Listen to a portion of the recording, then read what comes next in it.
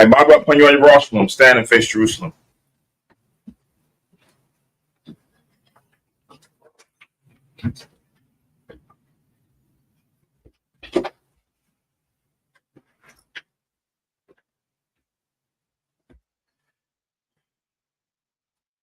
Blessing for the feast dedication.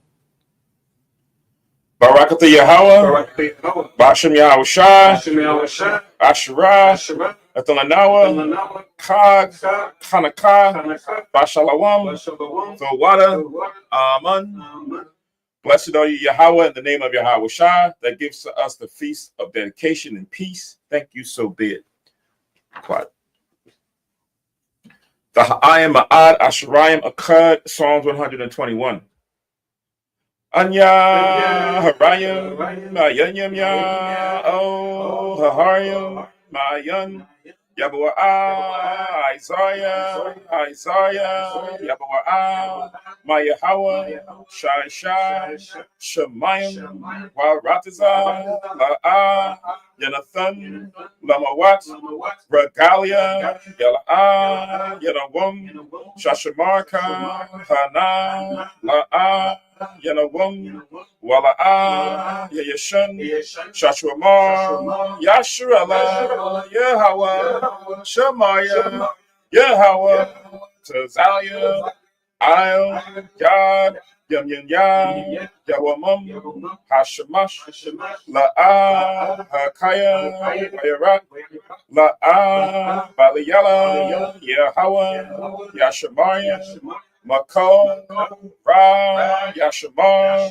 Napasha Yahweh Yashamar Hawalakia Babu Ayah Ma'ithah wa I Willam Basham Yahweh Shem Thawada Aman. Psalm 121. I lift up mine eyes unto the hills, from whence cometh my help. My help cometh from the Lord which made heaven and earth. He will not suffer thy foot to be moved. He that keepeth thee will not slumber. Behold, he that keepeth Israel shall neither slumber nor sleep. The Lord is thy keeper. The Lord is thy shade upon thy right hand. The sun shall not smite thee by day, nor the moon by night. The Lord shall preserve thee from all evil. He shall preserve thy soul. The Lord shall preserve thy going out and thy coming in, from this time forth even forevermore. Amen. Shema Yasharala, hear, O Israel.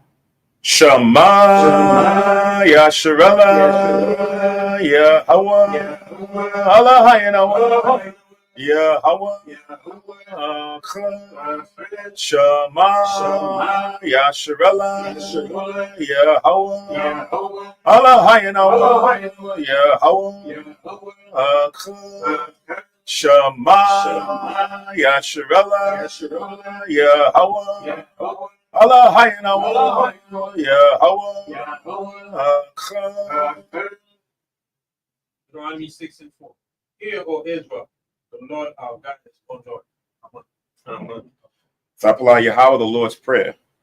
Abi Yanawa, Shabbat Shemayim, Kodash, Hayah, Shamka, Yahweh, Malak Latka, Saba'ah, Ratazawanka, Hayah, Aisha, Ba'aratiza, Ka, Bashamayim, Natamanawa, Lakam, Yawum, Za, Wasalakwana, Kababathna, Kasalaknawa, Kababathanawa, Wala'a, Habiyanawa, O Nasayawan, Abo, Hawashinawa, Mara, Kaya, Laka, Hamalakwa, Waha'ala, Wahata Pa'ara, La'aywalam, Aman.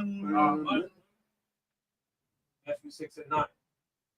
After this manner, therefore, pray ye, Our Father which art in heaven, hallowed be thy name, thy kingdom come. Thy will be done in earth as it is in heaven. Give us this day our daily bread. And forgive us our debts, so we forgive our debtors. Lead us not into temptation, but deliver us from evil. For thine is the kingdom, and the power, and the glory forever. Amen. Ha'aishirama Tazwa, the Ten Commandments.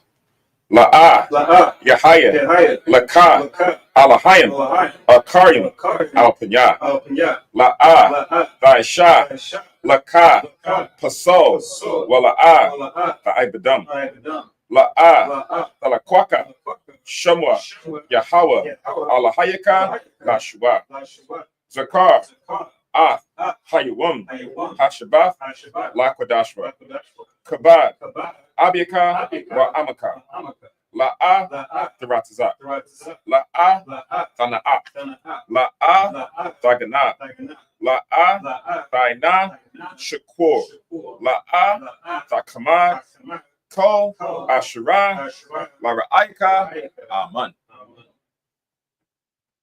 Exodus 20:2. I am the Lord thy power, which have brought thee out of the land of Egypt, out of the house of bondage. I shall have no other gods before me. I shall not make unto thee any graven image, or any likeness of anything that is in heaven above, or that is in the earth beneath, or that is in the water under the earth. Thou shalt not bow down thyself to them, nor serve. For I, the Lord thy power, am a jealous God, visiting the iniquity of the fathers upon the children unto the third and fourth generation of them that hate, and showing mercy unto thousands of them that love me and keep my commandments. Thou shalt not take the name of the Lord thy God in vain, but the Lord will not hold him guiltless that taketh his name in vain. Remember the Sabbath day to keep it holy. 6 days shalt thou labor and do all thy work, but the seventh day is the Sabbath of the Lord thy God. In it thou shalt not do any work, thou, nor thy son, nor thy daughter, thy manservant, nor thy maidservant, nor thy cattle, nor thy stranger that is within thy gates. For in 6 days the Lord made heaven and earth, the sea and all that in it is, and rested the seventh day. Wherefore the Lord blessed the Sabbath day and hallowed it. Honor thy father and thy mother, that thy days may be long upon the land which the Lord thy God giveth thee. Thou shalt not kill. Thou shalt not commit adultery. Thou shalt not steal. Thou shalt not bear false witness against thy neighbor. Thou shalt not covet thy neighbor's house. Thou shalt not covet thy neighbor's wife, nor his manservant, nor his maidservant, nor his ox, nor his ass, nor anything that is thy neighbor's. Aman. Yeshua, be seated.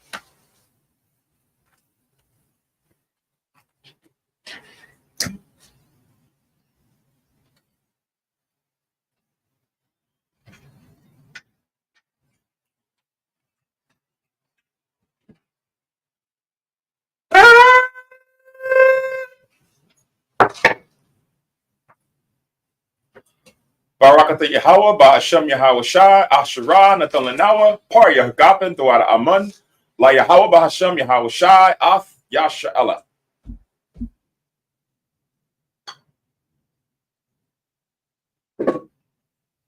English translation. Blessed are you, Yahweh, in the name of Yahweh Shai, that gives to us the fruit of the vine. Thank you, so be it. To Yahweh, in the name of Yahweh Shai, with Israel.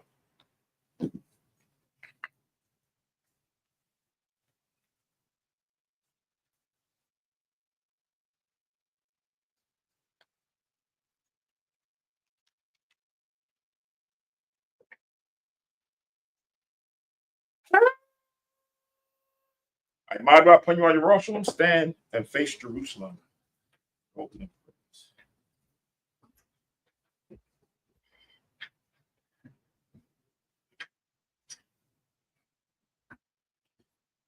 Barakatha Yahweh, Hagadol, Rakawam, Abiyah, Wanara'ah, Aliyah 1.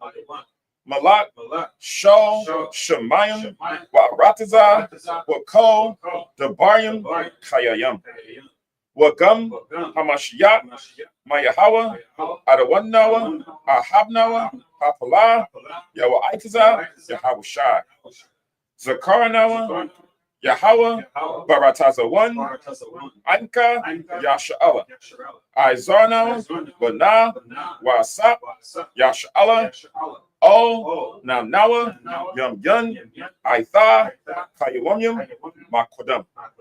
Baba Kusha, Shalat, Mayaka'ala, Wahataza Wadat, Alahayim, La, Maganawa, Rapanawa, Washamar, Alnawa. Baikur, Shalat, Aroka, Shel, Yahweh Shai, Lanawa, Lalamanawa, Rabim, Kakama, Tabawana, Wada'ai, Shal, Debarka. Bahasham, Yahweh Shai, Tawada, Tam Yad, Baiwalam, Aman. English translation. Blessed are you, Yahweh, the great, merciful, mighty, terrible, most high power, King of heaven and earth and all things living. And also the anointed from Yahweh, our Lord, our friend, the wonderful counselor, Yahweh Shai. Remember us, Yahweh, favorably, your people, Israel. Help us build and gather Israel. Most high, we beg you. Right now, like the days of old, please send Michael and the righteous powers to protect us, heal us, and watch over us. Mainly send the spirit of Yahweh Shai to us to teach us much wisdom, knowledge, and understanding of thy word. In the name of Yahweh Shai, thank you always and forever. So be it. Repeat the Hebrew only. Blessed are you, Yahweh, in the name of Yahweh Shai that gives us the law. Barakatah Yahweh, Bahashem Yahweh Shai, Asherah, Athalanawa, Athawarah. Blessed are you, Yahweh, in the name of Yahweh Shai that gives to us light to see. Barakatah Yahweh, Bahashem Yahweh Shai, Asherah, Athalanawa, or War, Larawah. Blessed are you, Yahweh, in the name of Yahweh Shai that gives to us the ram song to call the people. Barakatah Yahweh, Bahashem Yahweh Shai, Asherah, Athalanawa, Korun, Ha'ayal, La Korah, Ha'ain, Shabbat. Be seated.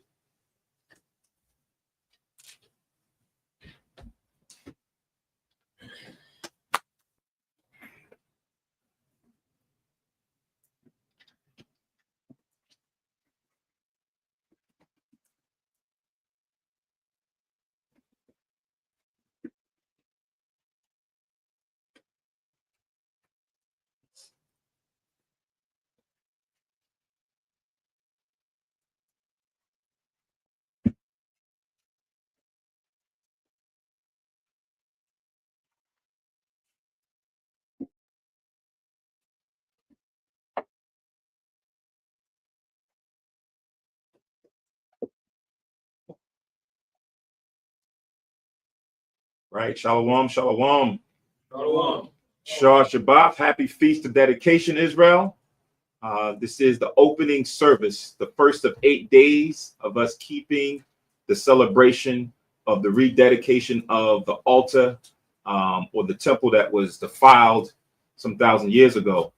So this is a memorial, but it's a happy occasion. It's an 8-day feast that we're going to celebrate. Most high as well. Everybody tries to celebrate them in their own homes, different days, because it's an 8-day feast. If I do decorating, also supposed to put palm and things up if you have them. So winter season, if you go out and try to find some, but it's a celebratory day. It's fitting. I think they said it happens once every 14 years or so. I think I saw in the news this week where Hanukkah falls in line with so-called Christmas. I say so-called because it's not the actual birthday or it's not a biblical feast day that you read about in the Bible.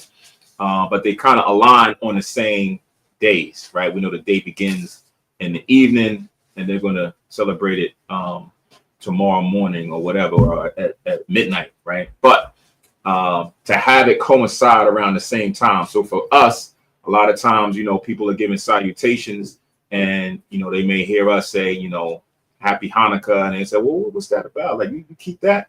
Yeah, it's biblical. It's found in the Bible where, we can read about the history. We could read about when we're supposed to keep it, as opposed to what we all at some point in time, if you were, not Muslim, but we all at some point in time was keeping so-called Christmas. But you don't find the keeping of that as a holy day or a high holy day or a solemn assembly, but you do find the warning against it in Jeremiah, the 10th chapter. So this is one of those times where, they may see us going out with, pans and bottles and things of that nature, celebrating. They may get the wrong impression. So it, may require us edifying family members or others who might, be inquisitive as to what it is. And they'll see, menorahs or shield of David's up and not fully understand. So this is an opportunity to edify when opportunity presents itself to do that. But for us, again, it's a celebratory time. Tells you in Psalms 133, to have the brothers and the sisters whether those are physically here in the school, as we have brothers and sisters here in the school, those who we see on the live stream, and those who are be listening on the teleconference line. Most High as well, everybody's in good spirits, and you're able to dive in and keep this day, this week, I should say, in the right mind state. Give all praise, honor, and blessings, of course, to the Most High, Yahweh Shah, the Most High, the power Yahweh, for allowing us to have this understanding, to be present, to come worship before Him in the spirit of our Lord and Savior, Yahweh Shah, ignorantly known to the world as Jesus Christ, where we come in and we read to understand what is required of us in keeping His will, right? The law, statutes, and commandments, and then also the feast days primarily that we're keeping today. So, we should be grateful, extend gratitude and thanksgiving to the Most High that we're still not out doing what some of our family and friends, coworkers, or those in the world are doing as far as for keeping pagan days, that we at least have some insight, wisdom on what the Most High has given us as the true knowledge in the earth. So, all praise to the Most High, Yahweh Shah, for that. I want to start off also with salutations online. Shalom, Akwath the Warrior. Shalom, Akwath Allah Ya'ina. Shalom, Yahweh Kanan. He is in the school. Shalom, Lab Tuwab and Sister Emma. Shalom, Hashem Yerum. Shalom, said Yashab Ra'el. Shalom, NK7 King. All praise and blessings to everybody through the Most High, Yahweh Shah, for joining us tonight. For keeping the feast day. As usual, we're gonna dive into the history. It's a good read. When you're going through Maccabees, one of my favorite, most likely outside of just the commandments and certain things in the gospel. Shalom, Asalak, I missed listen with your mind. Shalom, and also Shalom Manashah, Kahan Manashah. It's a good read, one of my favorites to read, to dive into. I always wanted to see this as a series on a Netflix, Amazon, or something, because it could be a 6-season, 8-season type thing, because there's so many different aspects to it. There's a lot of history that's involved. Brother Gabar was just telling just briefly talking about how others don't look or regard the Bible as something real. It's not an actual record. When we go into storylines such as this, it allows us to start to correlate actual historical facts and figures and time periods to other things, right? To other nations, right? It's just not something that we just hold near and dear because we into quote unquote, as they think, Christianity. But you can now go to world history. You can go into other people's history that also have these things recorded in their books, in their records. Right. We don't say that everything is only exclusively in the Bible. But this is the book for the chosen of the Lord, the children of Israel. And he has other nations' history recorded in here as well. So it's good to now go into storylines such as this, where we can get into actual figures and time periods when other people began to rule. So I'm going to start off with St. John chapter 10. I am Kahan Samat.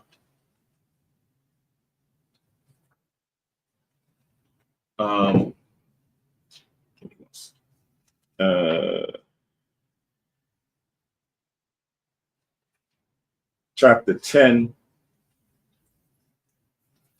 and verse 22.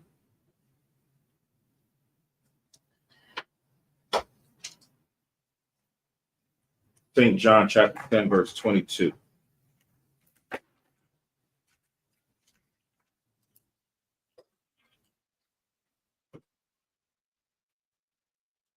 Kahan, Nabiya, you do me a favor? Wi-Fi, the code. Yeah. So this is St. John chapter 10 and verse 22, and it says, "And it was at Jerusalem the feast of the dedication, and it was winter." Right. So this is now what we read in the gospel about a feast. Right. We always revert to Leviticus, the 23rd chapter, because it gives us a lot of the feast days that we celebrate. Not all of them are there. Right. Day of Judas is not there. Feast of Dedication is not there. Purim is not there. Day of Simon is not there. But a good bulk of them are found in Leviticus, the 23rd chapter. So there's history, there's understanding behind each feast day. So when you come to this one, right, you just read it for the first time. If you're a person who's just dealing with the gospel, there is no historical record found in the 66 books pertaining to just this high holy day. You now have to go into other history, which is found in the Maccabees, which is a complete 80 books of the Bible, the first edition, 1611. And that's why the Apocrypha is important, because it not only just fills the gap of the dedication, but it gives other prophecies and historical references, as well as fruits of the spirit and knowledge and things of that nature. So I wanted to bring this out because we know on the Sabbath days, Israel or the Jews went in, or on these feast days, to go and read up on knowledge. So on the Feast of the Dedication, as we're reading here, it says in verse 23, and Yahweh shall walk in the temple in Solomon's porch, right? So he's now going into the temple. And now when you go into the temple on the Feast of the Dedication, what are you going to have? You're going to have the men, the scribes, the priests going into the history pertaining to this feast day, right? And that's what we're going to do. We're going to go into the first Maccabees. We're going to read from chapters 1 to 4. But if you've been with us before, what we usually do is we usually split it up, right? We'll at least read the first 2 chapters so that we can go through it judiciously, as I always say, but we try to do it expeditiously as well, because, you know, this is a feast day, right? Now, it's a so-called holiday tomorrow for most people, so it's not like, you know, folks, you know, may have to go to work or anything like that, but we still want to have time for us to feast, enjoy ourselves, and then everyone get home decently where they're not, you know, leaving at an odd hour or they're going over too much, right? So we're going to read about this moment when Christ walked into the temple, and what did they hear, or what were they saying when they was going into the dedication. So now we're going to go to First Maccabees. Like I mentioned, we're going to at least try to get through the first 2 chapters, and then most High's will next week we'll get through the 3rd and the 4th chapter. But we'll jump around today to kind of get the gist, right? So this is First Maccabees, chapter 1, verse 1.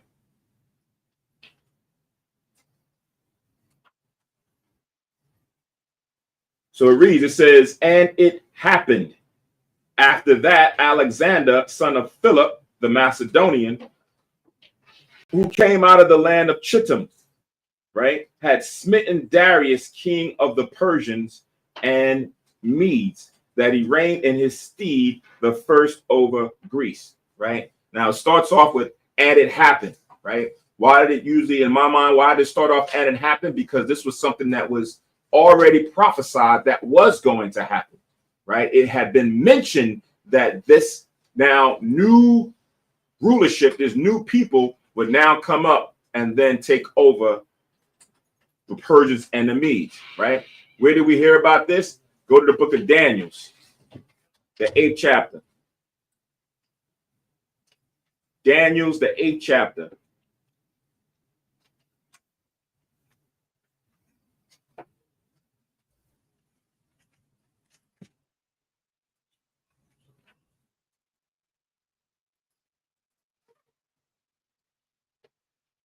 Daniel's the 8th chapter, and I'm going to start at verse 1. Try to read through this to get the gist, right? Because I'm going to try to go all the way down. So it says, in the 3rd year of the reign of King Belshazzar, a vision appeared unto me, even unto me, Daniel, after that which appeared unto me at the first. And I saw in a vision, and it came to pass, when I saw that I was at Shushan in the palace, which is in the province of Elam. And I saw in a vision, and I was by the river of Eliah, right? Or Uliah. So now here it is. Daniel had been given visions by the Most High. And if you've been in the classes or you read before, you know Daniel was shown a lot of visions. Some was broken down to him, but not everything was broken down to him. This one here is going to be broken down to him, and that's what is going to be anticipated, that why they said what we just read in First Maccabees, the 1st chapter and the 1st verse, that it happened, right? So it says, verse 3, then I lifted up mine eyes and saw, and behold, there stood before the river a ram which had 2 horns, and the 2 horns were high, but one was higher then the other, and the higher came up last, right? So usually a lot of times the Lord will use symbols, objects, animals, different things to convey a message, right? So he's actually seeing this ram and it has two horns, right? And one was there, and then after a while, another one took reign and went higher than the other horn, which is going to be symbolic about the Persians and the Medes, right? Remember, Daniel was in the Babylonian captivity at this time, right? He's in the Babylonian captivity, and the successor to the Babylonians, as we read into history, would be the Persians and the Medes. And then after that, so forth and so on. But this is the history that or the prophecy that we're reading here in Daniel's the 8th chapter before it happens. Verse 4, and I saw the ram pushing westward and northward and southward, so that no beast might stand before him.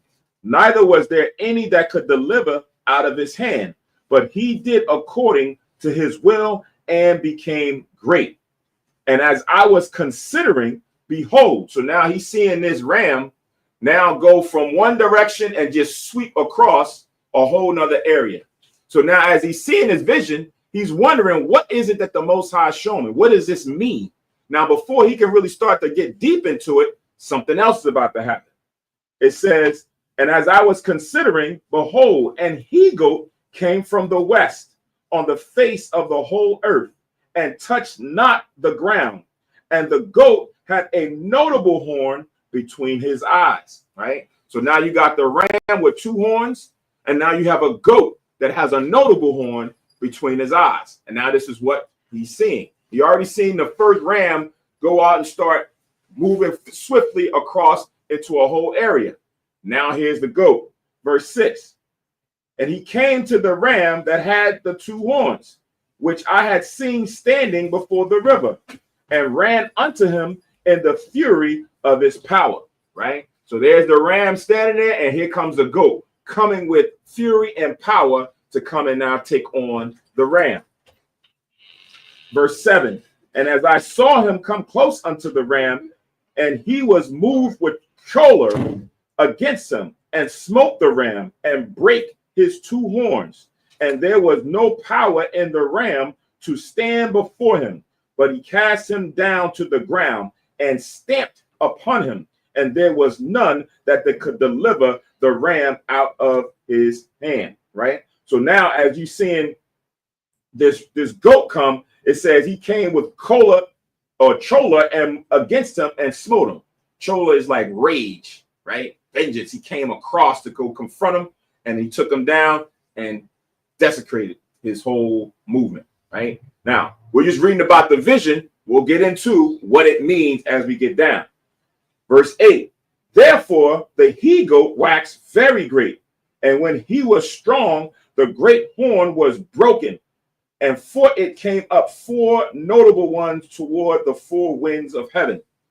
And out of the one of them came forth a little horn, which waxed exceeding great toward the south, and toward the east, and toward the pleasant land. And it waxed great, even to the host of heaven, and it cast down some of the host and of the stars to the ground, and stamped upon them.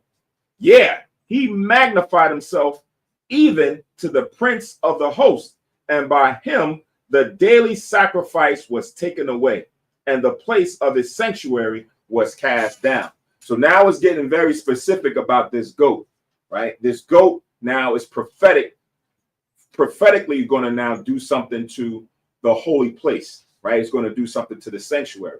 So now we're kind of getting into a little bit of what the meaning of this is, right? It's really getting into empires, right? It's getting to, after the Babylonians, it was the Persians and the Medes, and they were going to rise. Remember, it's the Persians and the Medes. So when he saw that ram, it was now their two empires, and one would rise up over the other, right? The horn took leadership. The Persians rose up over the Medes. It was their empire first, and then came the Persians to really take claim.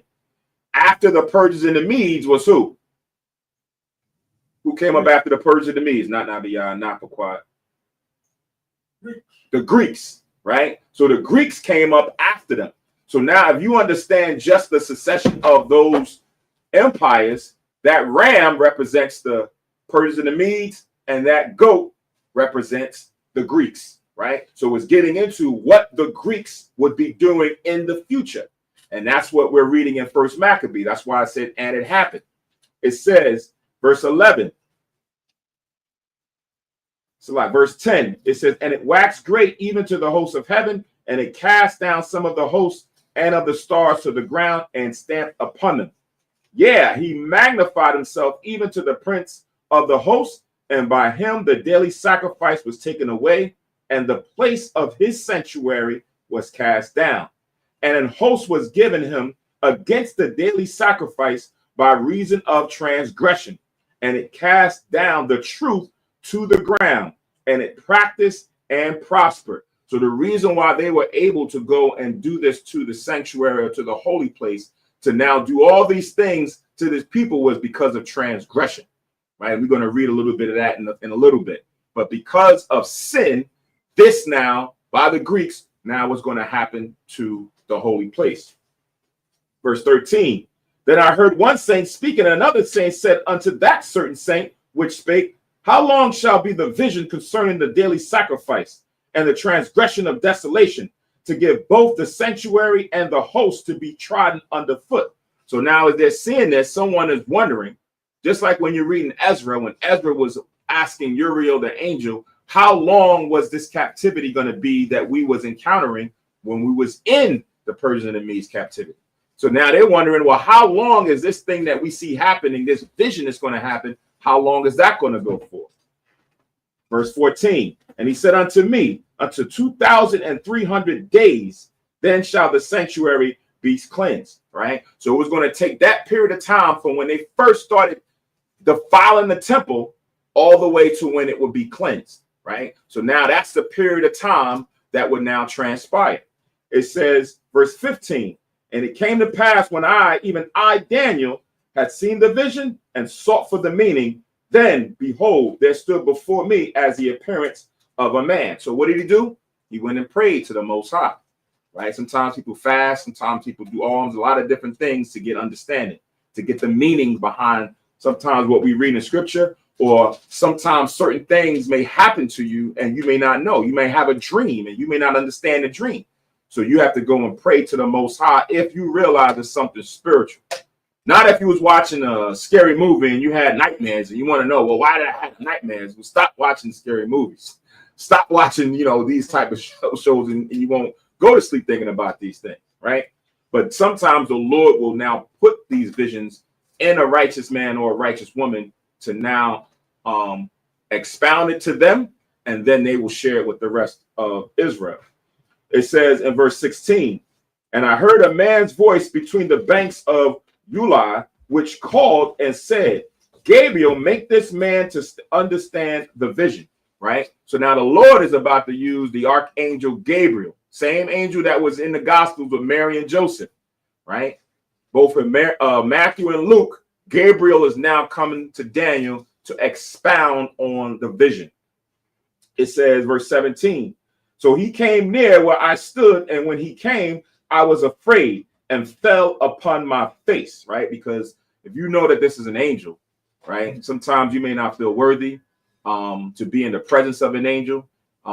Anxiety, all types of things come upon you, especially if you realize that that angel, that spirit, stands before the Most High, right? Sometimes you may not, like, Isaiah the 6th chapter, he didn't even feel worthy to see what was happening in the vision, let alone sometimes to be in the presence of an actual angel or a messenger. So this is not, unusual. You see a lot of different righteous men or women have same type of accounts or same types of behaviors that they did when they was in the presence of an angel. So it says, read again. So he came near where I stood, and he came, and I was afraid and fell upon my face. But he said unto me, understand, O son of man, for at the time of the end shall be the vision. Now, as he was speaking, now he said that vision is going to come out when? In the time of the end, right? Now, he was talking about the rise of the Greeks, right? That vision was really pertaining to the rise of the Greeks. But he said that vision was going to come to pass in the end. Why did he say in the end?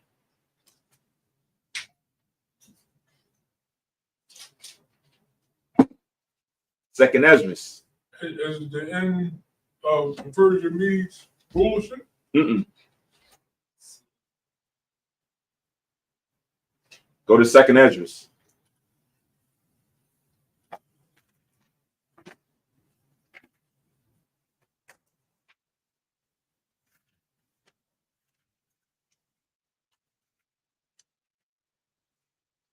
Second Esdras, chapter 6.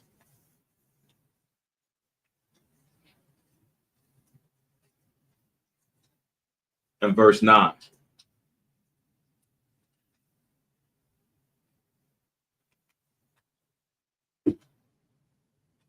Somebody read that. I'll read it. Second Ezra chapter 6 and verse 9. Mm-hmm. For Esau is the end of the world, and Jacob is the beginning of it that followed. Right. So Esau is the end of the world, right? So when Esau comes into power, then that's when the end is really starting, pun intended, to begin. Meaning that's the end of the world. No other rulership, no other nation is really about to usurp authority and take over. They're the last. So now when Daniel is given the understanding from Gabriel, he's saying, listen, this vision is going to come to pass in the end, right? There had already been other empires and other successions and things that happened with a lot of from Ham, from Japheth, from Moab, ruling all these different things. But Esau, theirs would be the last. So when you look at it in the grand scheme of things from the Most High's view, they're the last empire to rule, so they will be considered the end. And then after that is Israel's turn to rule, right? And that's going to be the beginning of an infinite rulership of righteousness, right? So now go back to Daniel's 8. Now, all of this is just for the first 3 words in the book of Maccabees 1 and 1, right? Right? Because it's a lot of good prophecy pertaining to what they have been anticipating. Just like us, we know what the end's going to be, right? We're waiting for the Third World War. So we know that that's going to come. We're waiting for the angels, and we're waiting for certain things to happen with Gog and Magog to happen because it had already been written. So they have been waiting for it too. Verse 18, back in Daniel's chapter 8.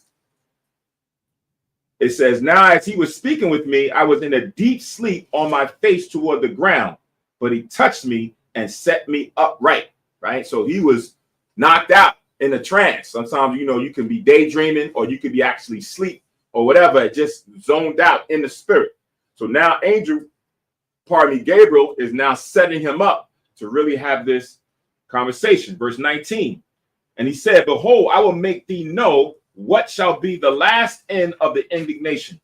For at the time appointed, the end shall be, right? So he's just reiterating on that last empire that was going to come and rule with different stages in them, right? Because they would have different stages within their empire. Verse 20, the ram which thou sawest having 2 horns are the kings of Media and Persia, right? It says kings plural because it's talking about their whole empire, right? Not just 2 specific kings, but them as an empire, right? We'll read about specific people like Cyrus and Darius in the scriptures, but it's really just dealing with their empire as a whole. It says, verse 21, and the rough goat that moved with choler or rage is the king of Grecia, right? And the great horn that is between his eyes is the first king, right? So now it's giving you the answer, right? Like we said, sometimes it doesn't really get into breakdowns with Daniels, but this one is giving you the clear breakdown, right? It's letting you know Greece is going to succeed the Persians and the Medes. And then that horn that you see, that's going to be their first ruler, their first king, which was who? Alexander, right? Alexander was their first king or their first ruler who was swift in his campaign when he went and took over, which was known then at that time, the known world that he was looking to try to go and conquer, right? So this is where now we get in the answer of the Persian and Medes, then the Greeks. And we know that the Greeks come out of Esau, right? Now, when it says Grecia here, right, because Grecia really, that area was really ruled or inhabited or that was their land of their inheritance in the beginning by Japheth, right? Today, we know them to be like the people from the Hawaiian Islands, the Tongan Islands, Fiji, like all those different areas that's out in the Pacific, right? They migrated there over time through this happening, right? Because when Philip the Macedonian and them were dwelling in that area, you had a campaign to unite to now build themselves up. And in building themselves up, because they was having little disagreements, just like how they have now with different politics and different things, and they're always fighting against each other.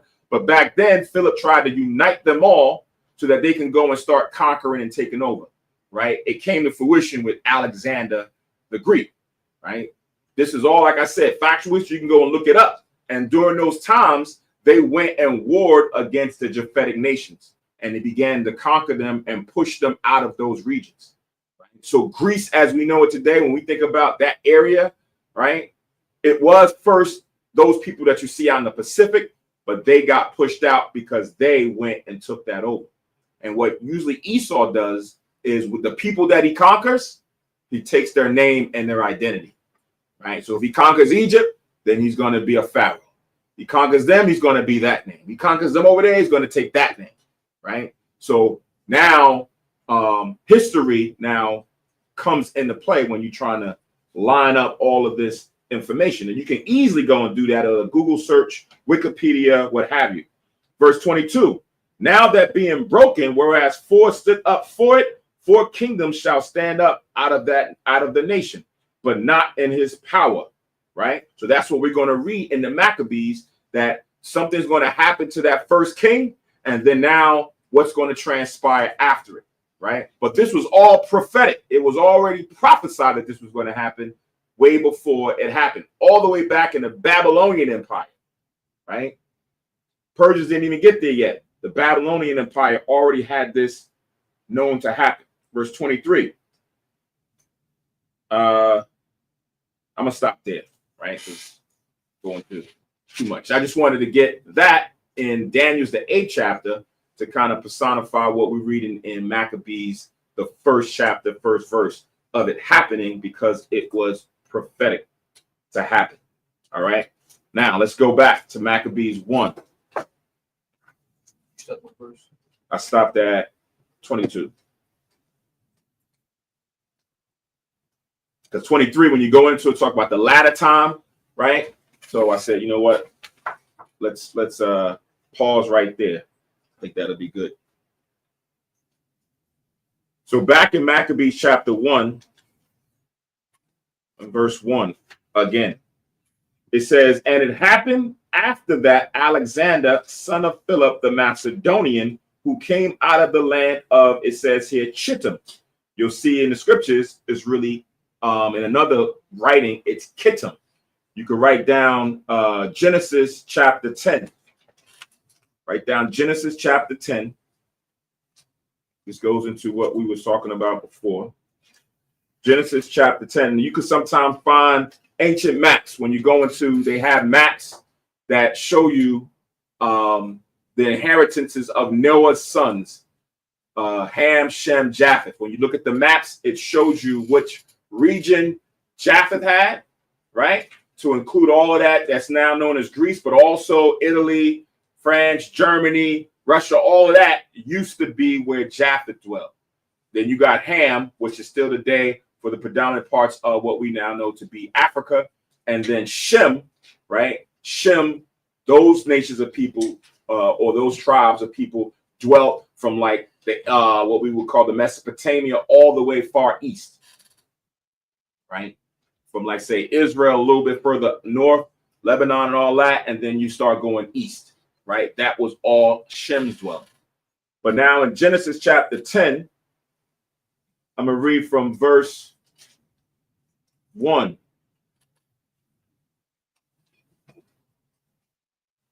Genesis chapter 10 and verse 1, it says, now these are the generations of the sons of Noah, Shem, Ham, and Japheth. And unto them were sons born after the flood. Verse 2, the sons of Japheth, right? So now we're getting into those who come out of the lineage of Japheth. You go into the lineage of Ham, you go into the lineage of Shem. But right now, we're primarily focused on Japheth, right? It says Gomer and Magog and Madai and Javan and Tubal and Meshech and Tyrus.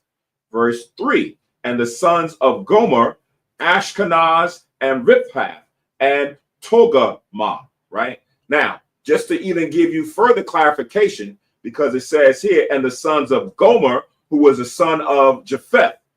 Gomer had a son who's the grandson of Japheth called Ashkenaz, right? So this was the people from out of Japheth. So you'll hear today, they'll say that they're Ashkenazi Jews, right? They're Ashkenazi Jews. Now the Jews come out of Shem, right? That's a whole other family tree. But to say that you're Ashkenaz means that you're now coming out of a certain land place, certain land that you are dwelling in. Because over there, like Germany, France, Italy, that's where they were dwelling. But they're going based on their biblical name. They're not taking the modern day name. They're taking the biblical name. So that's why before the times of the Holocaust, when they had now gone and converted into our culture, customs, laws, statutes, commandments, they were dwelling in that region. And when they dwelt there, they still knew that this was the original name there. And they took that with them to identify them as coming out of that region, right? So you also read throughout the scriptures, the Most High has even the Japheth's names of the sons and the lands that they also inhabited. Right now, we're going into verse 4, and it says, and the sons of Javan, right, which was one of the sons of Japheth, Elisha and Tarshish and Kittim and Dodanim. So here is Kittim. Over in Maccabees, it said Chittim. It's the same place, right? It's the same thing, just worded differently. Same thing when you read in the Old Testament, you'll read Elijah. You read the New Testament, it says Elias, right? It's just the translations of a name, right? Someone want to say John, someone want to say Juan, right? Because it's different translations.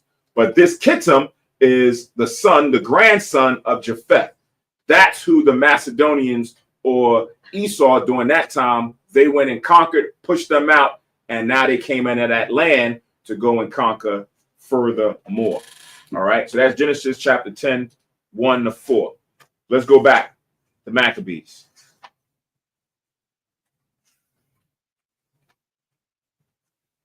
You're a history buff, you love the Maccabees. All right, so now it says, had smitten, back to 1-1, Darius, king of the Persians and the Medes, and reigned in his stead first over Greece, right? Alexander the Greek. Verse 2, and made many wars and won many strongholds and slew the kings of the earth, right?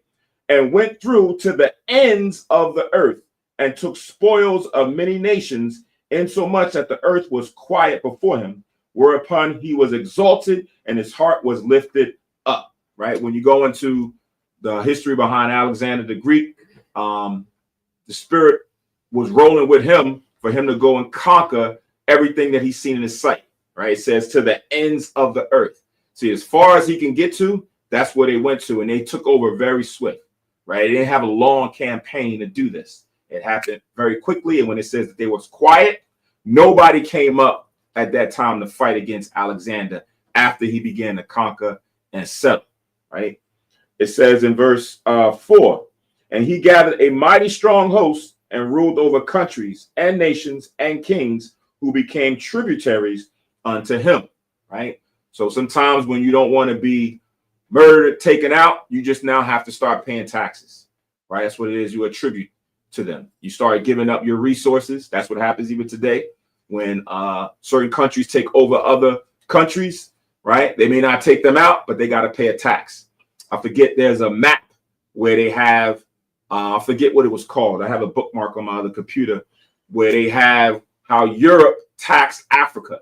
And they have the different countries that now took ownership over different areas in Africa and how they had to pay them taxes over periods of time. Some of them even to this day, right? But they did the same thing back then, right? Made them tributaries. Israel did the same thing.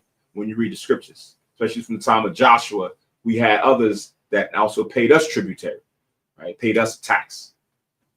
It says in verse 5, And after these things, he fell sick and perceived that he should die.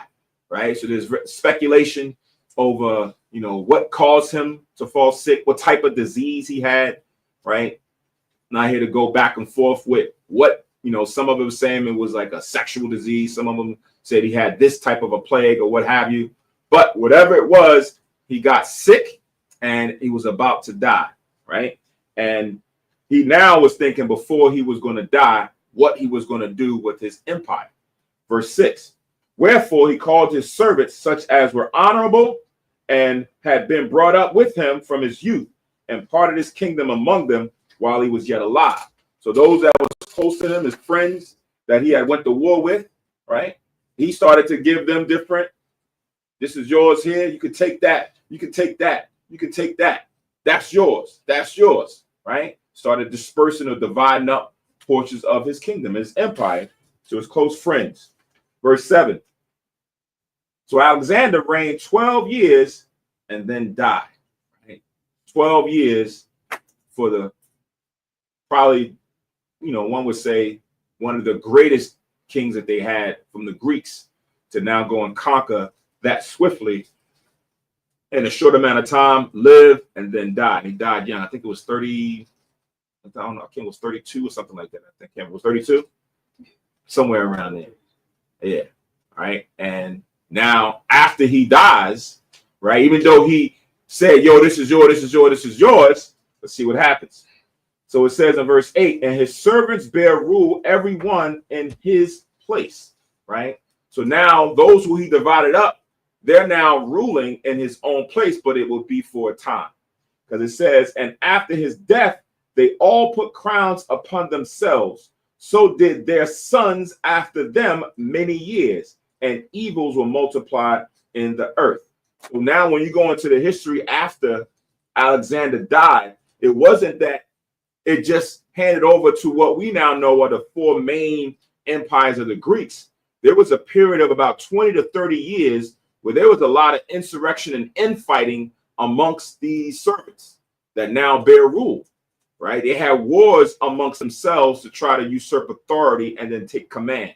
So it wasn't something that was instantaneous. I forget they called the wars of something that they fought for about 30 years before it began to calm down to what we now know as the four major empires, right? It's the war of Syria.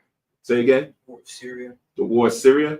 I think it was I thought it was a different name. Syrian wars. Something like that. Yeah. How you spell it?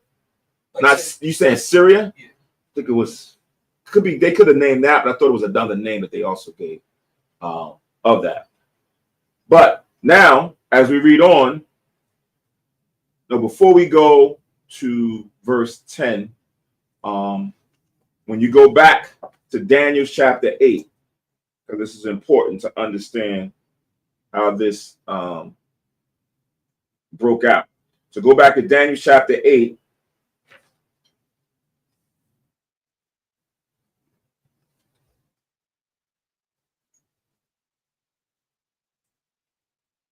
And verse 22. Daniel chapter 8 and verse 22.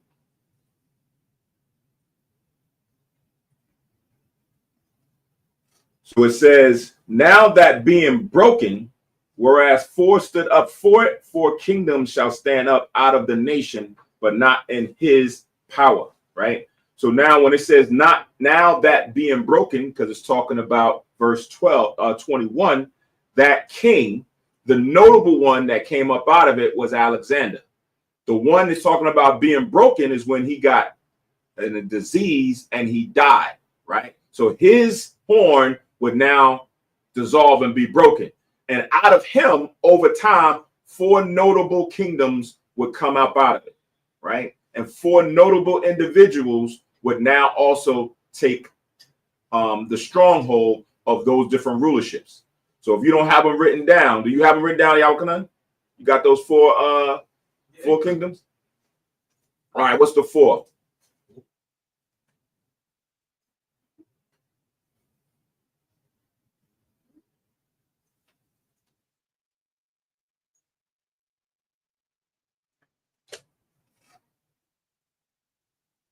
I know Gabar got them. Before what? The 4 kingdoms of Greece back then, after Alexander. No, it's four kings. What, Ptolemy? Oh, okay. One is what? Say it again. Ptolemy. Ptolemy. Saying he had to look in his notes. He knew that off the rip. Ptolemy. What region did Ptolemy have? Remember? Egypt. There you go. On point. On point. Remember the other one? So Ptolemy. Ptolemy. Ptolemy. Ptolemy. I know it's some people will actually pronounce Ptolemy, right? Ptolemy. But, So he was one of the 4 leaders that came out, but his region was down in Egypt. Next, let me bring up a map real quick, because so we go through this. No, put somebody in the chat. Somebody in the Window. chat. All right. Chat. All right. So let me see. All right. So what's the next one? I can't see the chat. Seleucus. Say again. Salute. Seleucus. Seleucus.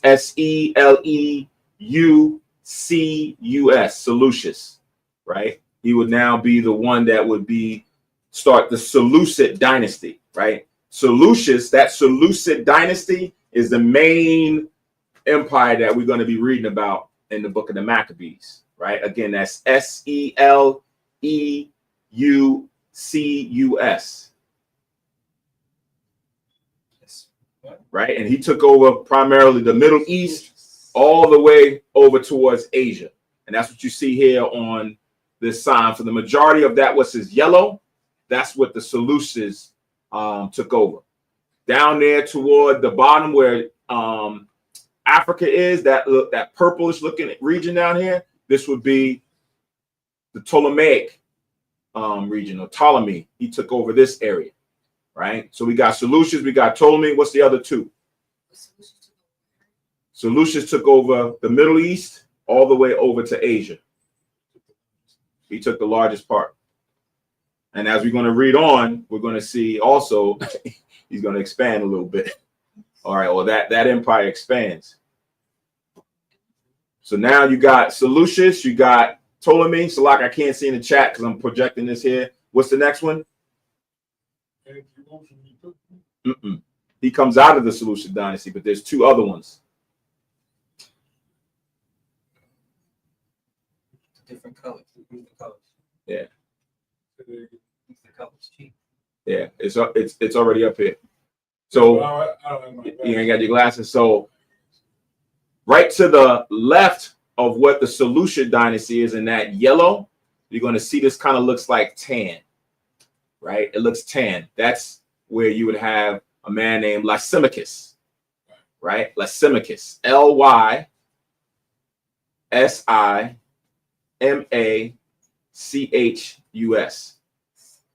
Again, Lysimachus,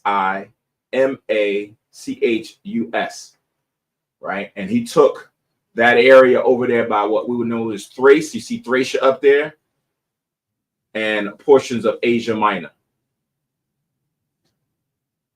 And then one more, it says here, Cassander, that green area over there. They'll tell you that's like mainland Greece, right? Where you see Macedonia and Grecia here. That's where Philip the Macedonian and them started their empire. And then they began to push from the west all the way toward the east. That's what was described in Daniel, the 8th chapter, how they was going to conquer. It was coming from over there in the green area, and they pushed all the way east and started to conquer. So now it's broken out into this. So Cassander, Cassander, right? And he took most of that area that's known over there as Greece. Right? So those are 4 dynasties and their lands or regions that they took over.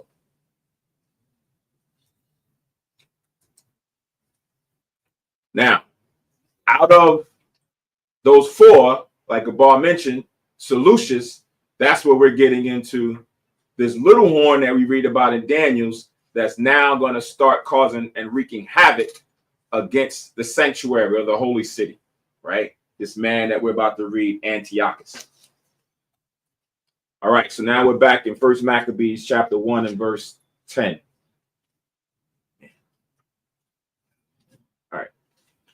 So it says, and there came out of them a wicked root, Antiochus, surnamed Epiphanes, son of Antiochus the king, which is the third, who had been an hostage at Rome, and he reigned in the 137th year of the kingdom, of the Greeks, right? So this son, this man, Antiochus of Epiphanes, God manifest on earth. That's what his name means, Antiochus the Epiphanes.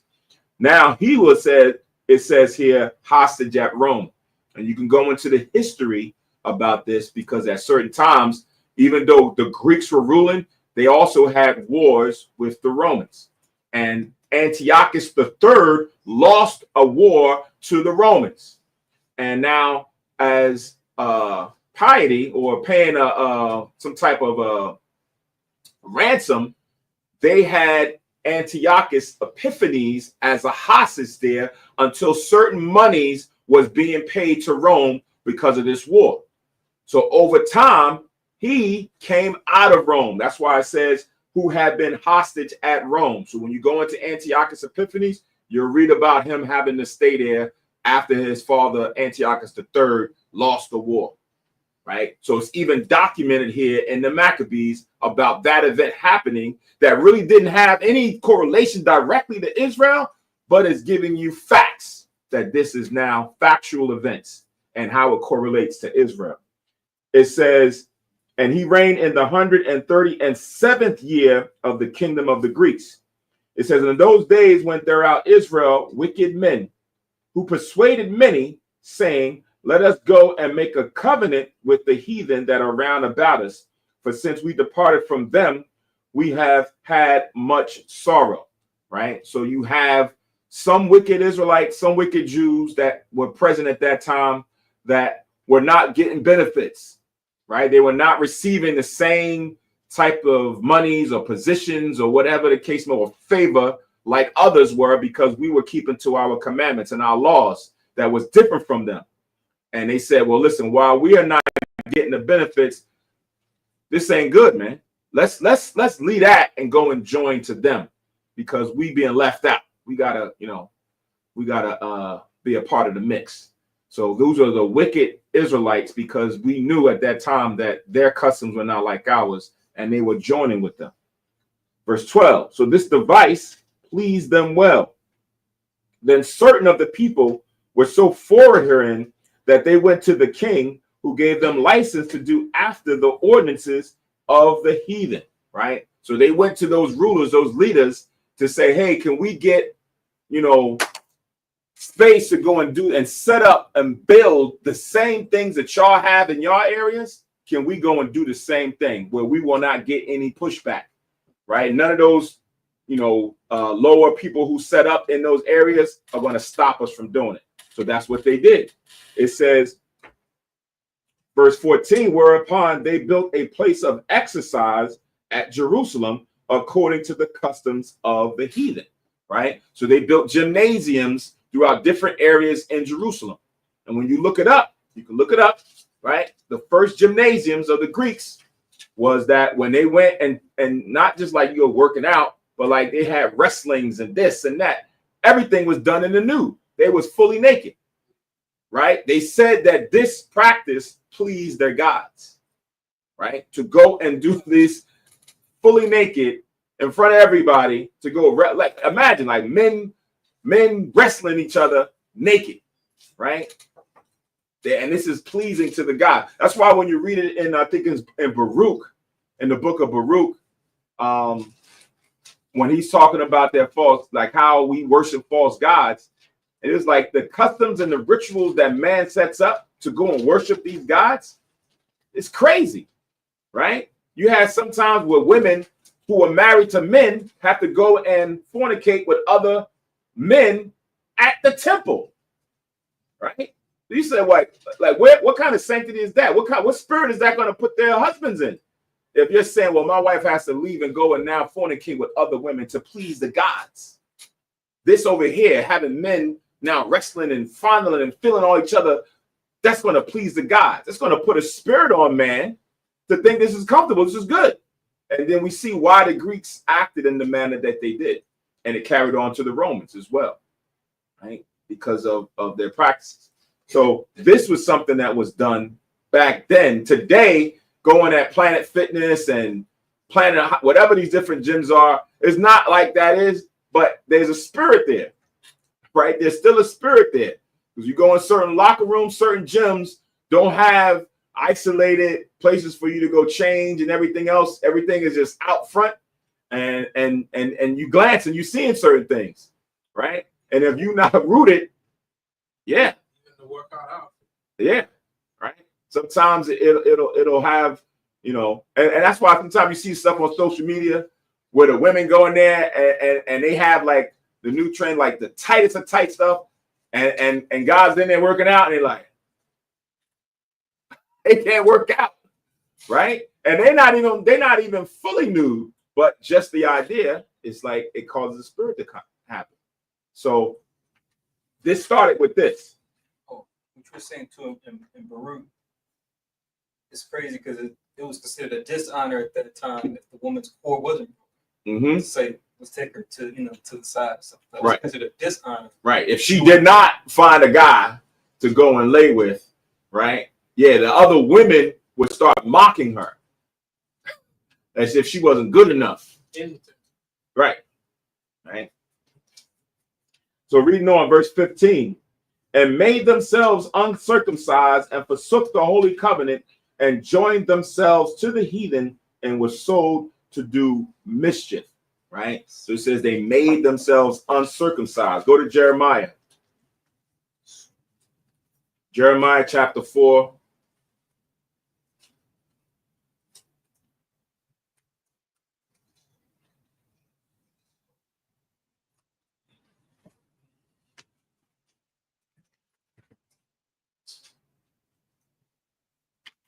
And verse 4.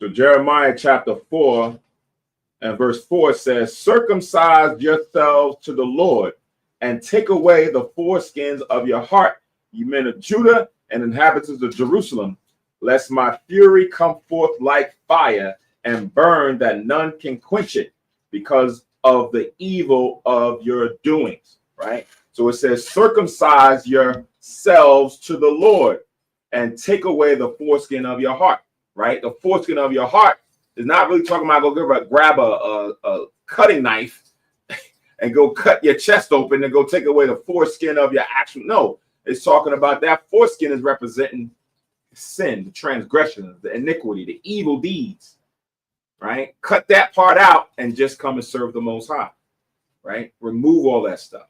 Now here it is where it says to circumcise, and that's what Israel was doing at different times.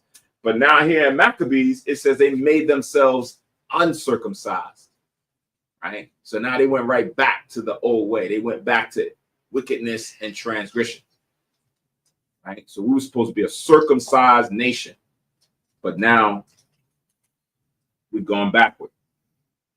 So back in 1 Maccabees 1 and verse 16 now, it says, now when the kingdom was established before Antiochus, he thought to reign over Egypt, that he might have the dominion over 2 realms.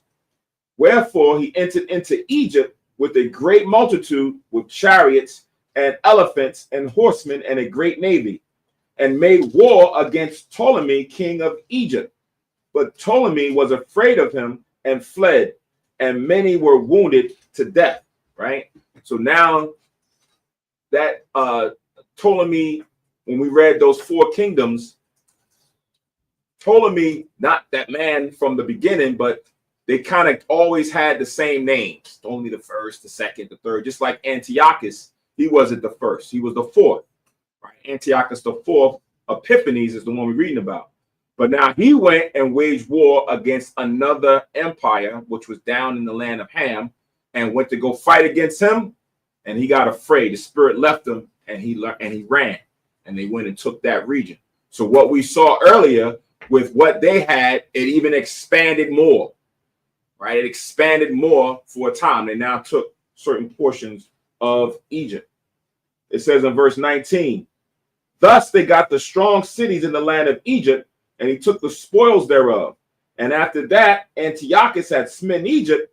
He returned again in the 143rd year, and went up against Israel and Jerusalem with a great multitude, and entered proudly into the sanctuary, and took away the golden altar, and the candlestick of light, and all the vessels thereof, and the table of the showbread, and the pouring vessels, and the vials, and the censers of gold, and the veil, and the crowns, and the golden ornaments that were before the temple, all which he pulled off. So when you look at, you know, how King Solomon created the temple for the Most High, dedicated it, right? Then over time, that got destroyed, and Ezra had to go and repair and rebuild it, right? So now from the time of Ezra all the way up until here, this is where now they're going into that temple and now taking out all the nice gold things. When we was going into the temple, the creation of the temple, all the pomegranates and things that's overlaid with gold, they went and took that out of the temple. And even the stuff that was on the front doors, those big doors that had gold, they went and took that stuff off the doors, right? Because it tells you, I forget, I think it's in the Maccabees where it says that this temple was the most renowned temple all the world. Somebody can find that precept, right? Of all the temples that was in the world, this was the most magnificent. And they went into that temple to go and pillage. It says in verse 24, and when he had taken all away, he went into his own land, having made a great massacre and spoken very proudly, right? So not only did he just go in there and take different vessels and holy things from outside and inside the temple, they also massacred some people as well, right? They also went and killed some Israelites, because I'm pretty sure you would have probably had some people who were stopping and were trying to stop them from what they was doing and became casualties, right? And after that, he left and went back to his own dwelling place. You found that precept? Yeah, it's 2 Maccabees 2 and 22. 2 Maccabees chapter 2 and verse 22. 2 Maccabees 2 and 22.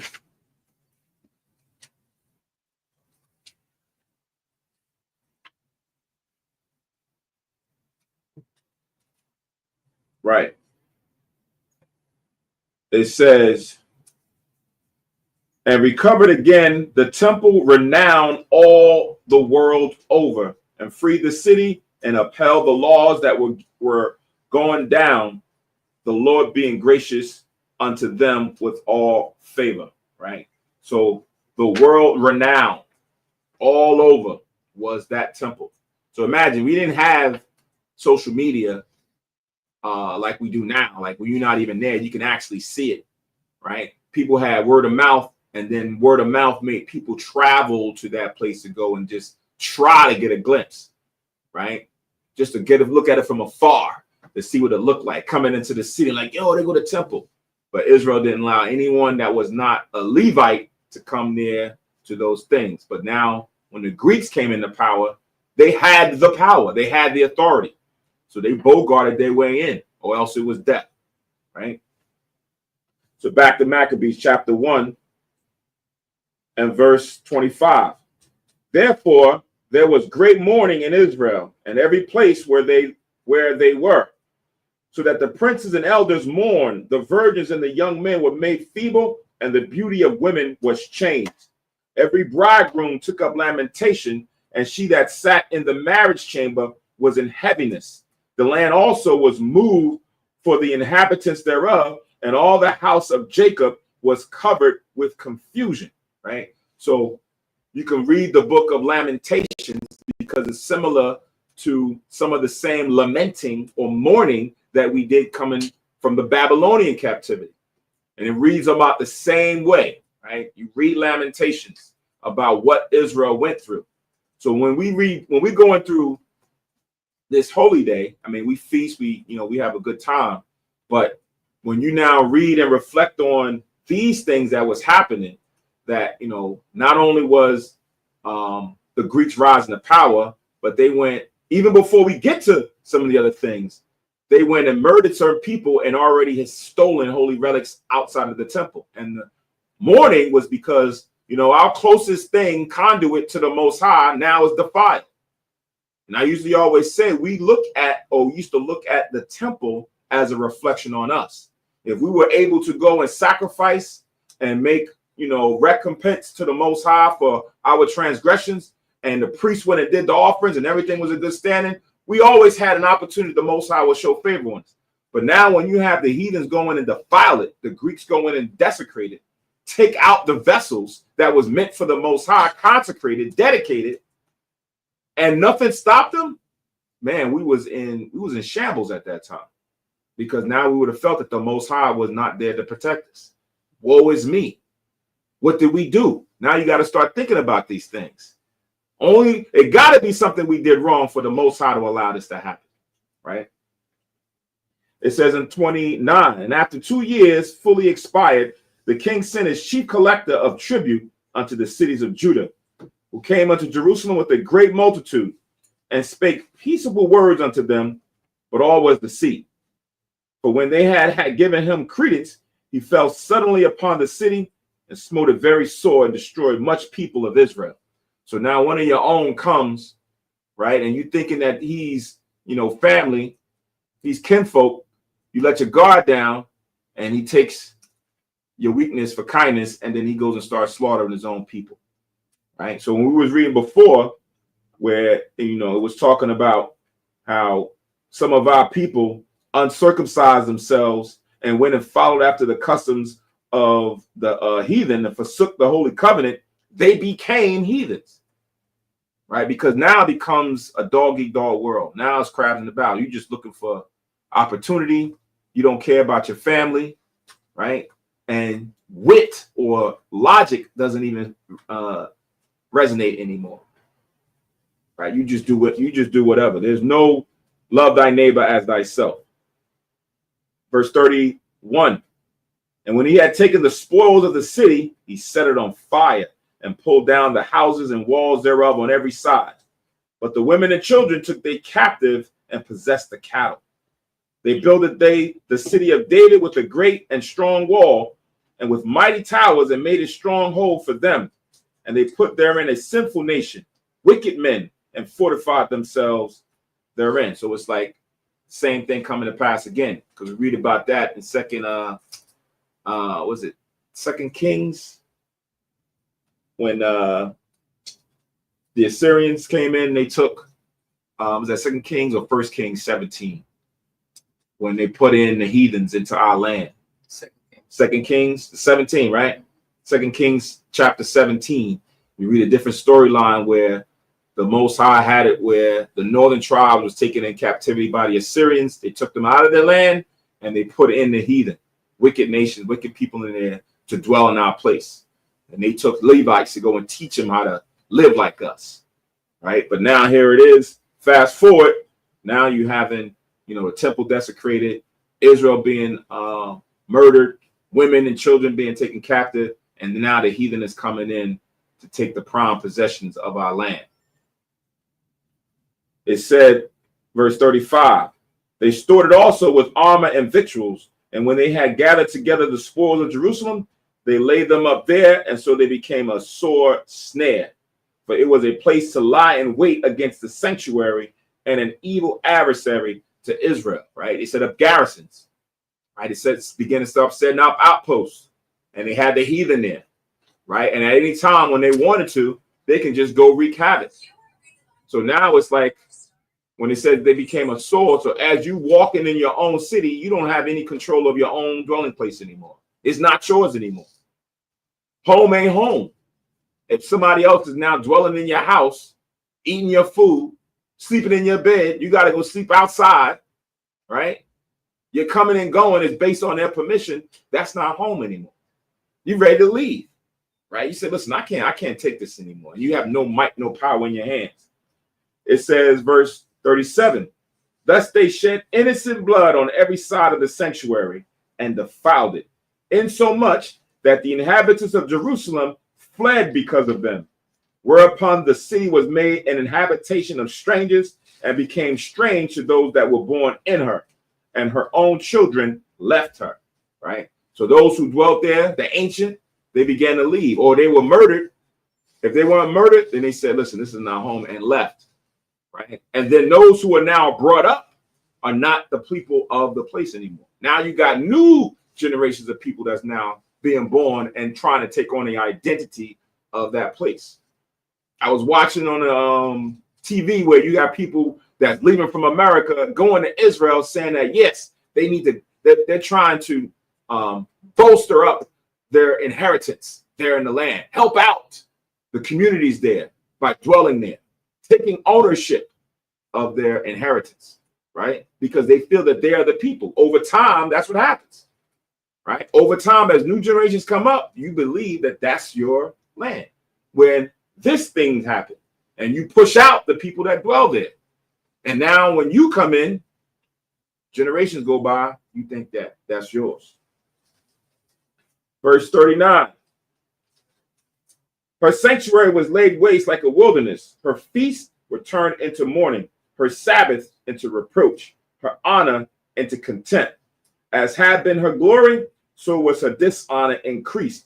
And her excellency was turned into mourning, right? So everything just did a 180. Sometimes, like I always say, you got to try to put yourself in that time period.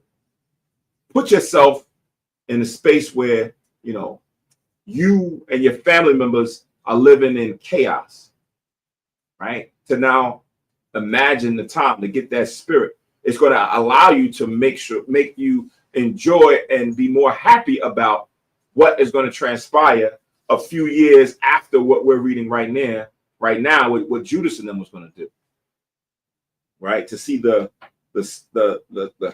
hunger for righteousness, you know, for vengeance, for revenge, all of that was happening right here, and they didn't have that. It says in verse 41, moreover, King Antiochus IV wrote to his whole kingdom that all should be one people, and every one should leave his laws, so all the heathen agreed according to the commandment of the king. So when you read into the history, one of the differences between the Greeks and the Romans, right? The Greeks was forcible. They forced it that all people lived like them. They did not want them to follow their own customs or their own religious practices or beliefs. They want them to follow their customs. The Romans was more tolerable to allowing people to go and follow their own customs as long as they pay tribute to them and acknowledge that they were the ruling authority, right? You'll read about that in Maccabees. That was one of the decision-making points that Judas Maccabees observed and liked about the Romans, to make an alliance with them. Because he said, listen, if I join with the Romans, we can still keep our laws. We can go and worship the Most High, right? Sure, there'll be the authority, but we can still at least function. With the Greeks, you can't do that, right? You cannot keep your own name no more. You can't keep the customs anymore. Right. So, I mean, it's Esau's nature. You're going to have one faction that wants to rule this way, another faction that wants to rule a different way. So, sort of like what Ptolemy did in Egypt, as opposed to what Seleucus did in the other region. Seleucus enforced, their way of life on the people, where Ptolemy is pretty much joined with the people. So it's, Esau always had that. Even in this kingdom, you're gonna have people who for Esau. The same Esau is against, what some of the Esau is doing. Okay.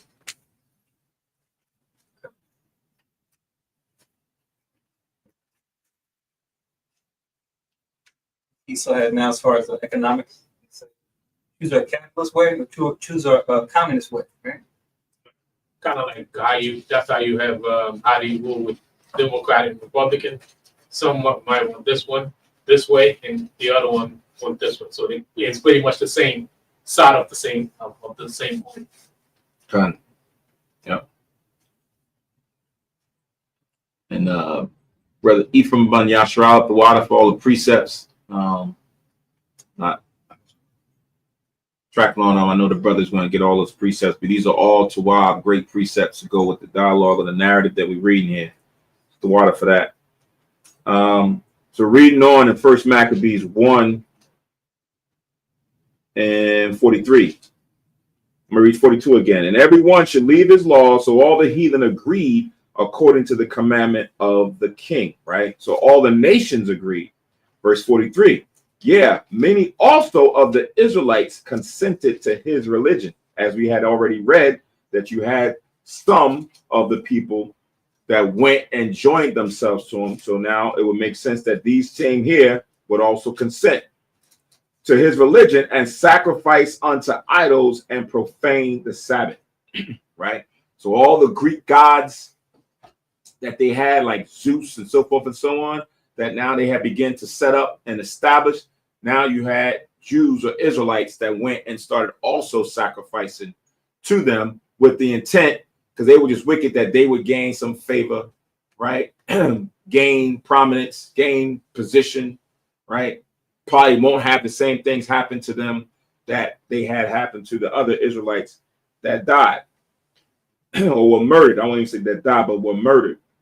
It says in verse 44, for the king hath sent letters by messengers unto Jerusalem and the cities of Judah, that they should follow the strange laws of the land and forbid burnt offerings and sacrifice and drink offerings in the temple, and that they should profane the Sabbaths and festival days, and pollute the sanctuary and holy people, set up altars and groves and chapels of idols, and sacrifice swine's flesh and unclean beasts, right? So we was talking about this in last Friday night class, as far as for, you know, when you look at unclean animals, you always usually see swine's flesh, because, you know, swine's flesh, just like how Esau is in the scriptures from the Most High, they are the wicked, right? But there's other nations that's wicked, right? You got the Hamitic nations that's wicked. You got other Shemitic nations that's wicked. Japhetic nations that's wicked. But Esau is the top. So in the same thing, when it comes to unclean animals, swine is manifested as the unclean animal. Like that's the top one. But there's other ones, right? It didn't even name it. It says sacrifice swine's flesh and unclean beasts. Not to say that the swine's flesh is not unclean beast. It is the top of them all. But then you have others, right? Like we read before, you know, swine's flesh, mice, all these other things that Israel was seduced into going and sacrificing to. This is what the Greeks pushed us and some of our people willingly joined to go and do. Verse 48, that they should also leave their children uncircumcised and make their souls abominable with all manner of uncleanness and profanation, right? To profane the Most High's law, right? The Most High gave Abraham the token of circumcision. It was supposed to be a sign between us and the Most High, right? That was a physical circumcision. Now, the Greeks said, don't do that no more, right? So slowly but surely, the laws is being taken away, and even things that we physically or carnally did, then now that stopped, right? And over time, when you don't have understanding or edification or history to go with it, then you may think that that's not important, right? It's just something. Why would all these guys, they ain't circumcised, so what's the big point? They still alive. Nothing happened to them, right? But they lose their protector. They lose the defender. They lose their redeemer, which is the Most High Yahweh Shah, because that reminder between us and them is now broken. And that's what they knew they wanted to do, is to now keep us farther away from our own gods. And eventually it becomes Jeremiah 17:4. Yep. Discontinue from our heritage. Yep. That's the whole point, right? And to get everybody to follow me. We was also talking about what Jeroboam was doing, right? Jeroboam forced the northern tribes to go and follow the gods that he set up, right? In that region. He said, listen, I'm going to set up these groves. I'm going to set up these altars. I don't want you to even think about those going down to Jerusalem. Think about those feast days. Oh, you want feast days? I'm going to make up a feast day. I'm going to make up feast days now. And that's what they did. And a good portion of the northern tribe followed those feast days because they was following behind Jeroboam. Right? That's why the Most High described the northern tribes as the way he did in the book of Hosea. Right? Ephraim being their head tribe. He says, let him alone. Right? He's a silly dove, man. Let him alone, because they're given to all different types of idolatry. So reading back again, it says in verse 48 that they should leave their children, that they should also leave their children uncircumcised and make their souls abominable with all manner of uncleanness and profanation, to the end that they might forget the law and change all the ordinances. Right? That was the objective, that you would forget your own heritage. You forget your God, your power, by continuously following the other ones, these other false gods. 50. And whosoever would not do according to the commandment of the king, he said he should die. Right? So now death was forced upon you. And a lot of times, out of fear of death, a lot of us consented. Go to Matthew chapter 10. Go to Matthew 10.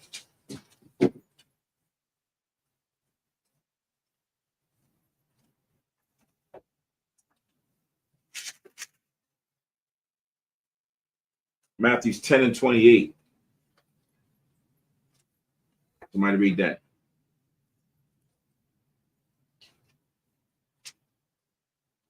Matthew 10, 28. Fear not them which kill the body, but are not able to kill the soul. Rather fear him which is able to destroy both soul and body in hell. Right. So a lot of times we fear those who can just kill the body. Right. But we have a spirit that comes from the Most High that dwells within us. Man can't touch the spirit. Right. Man can't kill the spirit, but the Most High can. So that's why it says we're supposed to fear him that can kill both body and soul, or soul and body in hell. Right. So this is hell. Right. I was talking with my daughter earlier today, and she was talking about, is there hell? Where's the hell at? Because, you know, people think it's a hell down in the middle of the earth. Right. Hell here is the state. You're either in your heaven, right, in your rulership, your kingdom, or you're in your hell. Right. You're now under, you're subjected to another authority. Right. You're in captivity. The Most High can jack you up, right, in your body or in your soul. Right. Jack your spirit up. Allow different spirits to come on you. Now you even in a worse situation. You're just not here trying to just navigate through what's going on out there, but now you got to battle on with even within yourself. Right. The Most High can really, you know, take you on to a whole nother level. So we can't fear what man does, in the sense of, you know, he may have a gun. You better eat that. You better do that. Right. You better do that. But like it says in Hebrews, none of us is you know, suffered to the blood. Like, we don't have that happen today. This is by choice, and we're not even wanting to do it. Right? You say, yeah, you know, Hanukkah's for us. Passover's for us. Yeah, that sounds good. Really? That's interesting. Still, it doesn't pique their mind to want to, you know, dive more into it. But here, going back to Maccabees, for those who was there at that time, it says in verse 50, and whosoever would not do according to the commandment of the king, he said he should die. Verse 51, in the selfsame manner wrote he to his whole kingdom, and appointed overseers over all the people, commanding the cities of Judah to sacrifice city by city. So now they was forcing people to go and do these sacrifices on certain days, certain months, right? That they had to now go and give certain offerings to the gods, to their gods, right? And they had different people set up in different areas to be watchmen to see who was and who wasn't. Then many of the people were gathered unto them, to wit, every one that forsook the law, and so they committed evils in the land, right? So these people that were joined unto them were those we was reading about before. That's why it says, to wit, everyone that forsook the law. Not those who wanted to keep it, but those who were willing to go against it. Verse 53, and drove the Israelites into secret places, even wheresoever they could flee for succor, right? So now the righteous Israelites that did not want to consent, they fled, right? Tell you in 2nd Maccabees, some would flee up into the mountains, right? Like go into the mountains like dens, like wild beasts, fleeing from this persecution so that they could keep the laws of the Most High. It says on the 54th verse, now the 15th day of the month Caslu in the 145th year, they set up the abomination of desolation upon the altar and builded idol altars throughout the cities of Judah on every side, right? So even in the book of Daniel, it talks about the abomination of desolation, which was an altar that was established or erected, set up in the temple of the Most High, where they went and sacrificed swine's flesh and other unclean animals, right? It just wasn't swine's flesh. It was swine's flesh and other unclean animals that we just read about, right? So you had the altar, and then on top of that altar, they would put their altar, and, you know, you got them sacrificing. And I can imagine what type of sacrifices that look like, right? Because, you know, with us, you know, there's a manner in how you sacrifice as far as some offerings, burnt offerings and things, right? With them, they don't have the same perspective of cleanness and things, how the Lord. So I can imagine just all kind of blood and all kind of stuff was all over the temple, man. Right? They didn't care. They was just doing all kind of things. You read in 2nd Maccabees, the 6th chapter, right? 2nd Maccabees, the 6th chapter, you read about how they even were sacrificing, and they had harlots. They had a whorehouse up in the temple, right? A whole whorehouse. Imagine the place of worship where you are doing your sacrifice, even though it's wicked, you got a whorehouse going on, right? And just imagine going into the temple, right? You see the images of the temple, like Solomon's temple and Ezra when it did it. So imagine you walk in, you see men over here, swine and pig and rat and all this other stuff, sacrificing, doing stuff. Then you see harlots, you can see women over here having orgies with men, all kind of stuff going on. Like you walk in, you seeing all this at the same time, right? That's a spirit that you now see going on. It's like so much. It reminds me of the testimonies that you hear of people when they talk about walking into a Diddy party. They say, yo, you see a whole bunch of stuff going on. But that spirit, that lifestyle comes from the same people that's in authority because they've done it. They've done it. That's why you look at that movie. I'm getting like, she said, like, you know, I'm coming out throwing out movies. Eyes Wide Shut with Tom Cruise and Nicole Kidman in there. It's the same thing, right? That movie was 20 years ago. And they was doing the same thing. So in that movie, you seeing the elites. That's how they operate. And they get that all the way back from the same type customs and same type culture that they was doing back here, right? What is that? Proverbs 12:26. The righteous is more excellent than his neighbor, but the way of the wicked seduceth them, right? It seduces you to think that that's how I got to be in order to prosper, right? I got to do the same thing that they do. So reading on, verse 55. It says, and burnt incense at the doors of their houses and in the streets. And when they had rent in pieces the books of the law, which they found, they burnt them with fire, right? So now it says they went and took the Bible, started ripping pages out, throwing it into the fire and burning it up. Because remember, they don't want us to keep our laws, right? They want us to keep their laws. So why would they want to keep our records, right? Say again? Right. Today, the Most High has a spirit where he's deceived into thinking that they are a part of this book, that they are a part of, can receive the same salvation as the chosen. So now they are now upholding this book, even though they don't understand it fully, right? But back then, they knew that this was our record, that this was our book, and they went and burned or destroyed it multiple times throughout different captivities, right? Just wanted to link this. This goes into the construction of how we made the altar burnt offering, and it's it's a device that we made. We like to call it like a righteous grill. We pretty much took with us when we were going in the wilderness. That's the first time we built the first one. But the role that it plays is it's kind of a class in of itself. When we go into how it's like a main way of us to communicate with the Most High, right?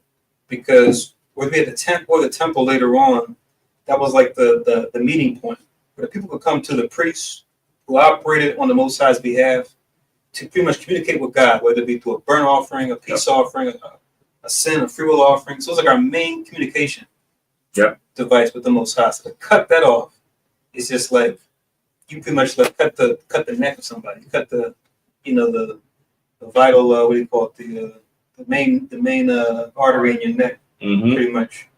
And you cut off that altar burnt offering. Right. But yeah, Exodus 27, 1 to 8.